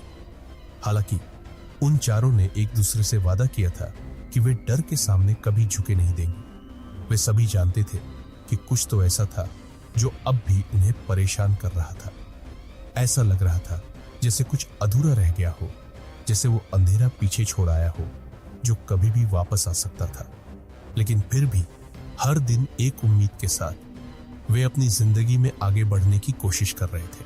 तभी एक शाम जब सोनल अपने कमरे में अकेले बैठी थी, उसने खिड़की के बाहर कुछ हलचल महसूस की। उसे लगा कि वह बस किसी और की छाया हो सकती है, लेकिन उसका दिल कुछ और ही कह रहा था। वह डर को नकारने की पूरी कोशिश कर रही थी, लेकिन भीतर से एक अजीब सी घबराहट उभर रही थी। अचानक उसके कमरे की लाइट्स फिर से झपकने लगी और कमरे में एक सर्द हवा चली आई, जैसे कोई पुराना भूत वहां वापस लौट आया हो। क्या यह वही छाया है? सोनल ने अपने आप से पूछा। उसके मन में एक सिहरन दौड़ गई। उसने कमरे की रोशनी बंद कर दी और फिर से ध्यान से सुनी। अब उसने वह आवाज सुनी जो कभी उसे और उसके दोस्तों को डराती थी। एक धीमी, खौफनाक हंसी कमरे में गूंज रही थी। यह वही हंसी थी जिसे उसने पहले सुना था जब वे पहली बार उस छाया का सामना कर रहे थे। सोनल ने तुरंत अपने दोस्तों को कॉल किया। कुछ गलत है, मुझे लगता है कि वह वापस आ गया है। उसकी आवाज में डर और चिंता का मिला जुला था। रिया, करण और सुमित सभी तुरंत उसके कमरे की ओर दौड़े। जब वे वहां पहुंचे तो वे भी उस सर्दी और अजीब खौफनाक माहौल को महसूस कर सकते थे। कमरे की दीवारों पर फिर से वह खरोंच की आवाजें सुनाई देने लगी और हवा में एक अदृश्य शक्ति की हलचल थी। हमने इसे खत्म कर दिया था, तो यह फिर से क्यों लौट रहा है? रिया ने घबराते हुए पूछा। उसके चेहरे पर वही डर था जो 1 महीने पहले उनके अंदर था। लेकिन सोनल ने उसे शांत करते हुए कहा, यह कभी खत्म नहीं हुआ था। यह केवल एक भ्रम था जो हमें सोचने पर मजबूर कर रहा था कि हमने जीत हासिल कर ली है। यह शक्ति अब हमसे बदला लेने आई है। अब उनका सामना उसी ताकत से था, लेकिन इस बार वे तैयार थे। अगर हम इसे फिर से हराना चाहते हैं तो हमें इसका पूरा कारण जानना होगा। क्यों और किस लिए यह हमारे पास लौटी है? सोनल ने कहा। सभी को अब यह समझ में आ चुका था कि वे केवल एक बार नहीं, बल्कि कई बार इस शक्ति का सामना करने वाले थे। हमारा डर ही इसे ताकत देता है, करण ने कहा। हमें अपने डर को नकारना होगा। हमें एकजुट होकर इसे हराना होगा। सोनल ने सिर झुकाया और पूरी तरह से संकल्पित होकर कहा, इस बार हम इसे खत्म करेंगे, क्योंकि हम अब डर को नहीं बल्कि अपनी ताकत को पहचानते हैं। वह जानती थी कि वे इस बार हर हाल में उस छाया को नहीं छोड़ने देंगे, लेकिन यह भी सच्चाई थी कि इस बार उनका सामना कहीं ज्यादा खतरनाक और गहरी शक्ति से था, जो उनके भीतर के सबसे बड़े डर को जगाकर उन्हें अपनी ओर खींचने की कोशिश कर रही थी। क्या यह उनका आखिरी संघर्ष होगा, या फिर उनका सबसे बड़ा डर उन्हें पूरी तरह से घेर लेगा? यही सवाल था जिसका जवाब सिर्फ समय ही दे सकता था। जैसे ही चारों दोस्तों ने एक बार फिर उस खौफनाक शक्ति का सामना किया, कमरे का माहौल और भी तनावपूर्ण हो गया था। दीवारों से खरोंच की आवाजें तेज हो गई और कमरे में अजीब सी ठंडी हवा का संचार था। इस बार कुछ अलग था। पहले की तरह डर नहीं था, बल्कि अब वे यह समझ चुके थे कि इस शक्ति के पीछे कुछ गहरे रहस्य छिपे हुए हैं। क्या अगर यह हमारी नहीं बल्कि हमारे डर की शक्ति है? सोनल ने गहरे सोचते हुए कहा। उसकी बात सभी को झकझोर गई। क्या अगर यह सिर्फ भूतिया ताकत नहीं बल्कि उनका डर खुद एक शैतानी रूप में बदल गया था? अब यह स्पष्ट हो गया कि इस शक्ति का असल उद्देश्य सिर्फ उन्हें डराना नहीं था, बल्कि उनके भीतर की सबसे बड़ी कमजोरी, डर को प्रकट करना था। रिया ने कांपते हुए कहा, अगर हम इसे अपने डर से जीतना चाहते हैं तो क्या हमें यह डर पूरी तरह से नष्ट करना होगा? अब वे जान चुके थे कि केवल एकजुट होकर और अपने भीतर के डर को नकार कर ही वे इस बार इस शक्ति को पूरी तरह हरा सकते थे।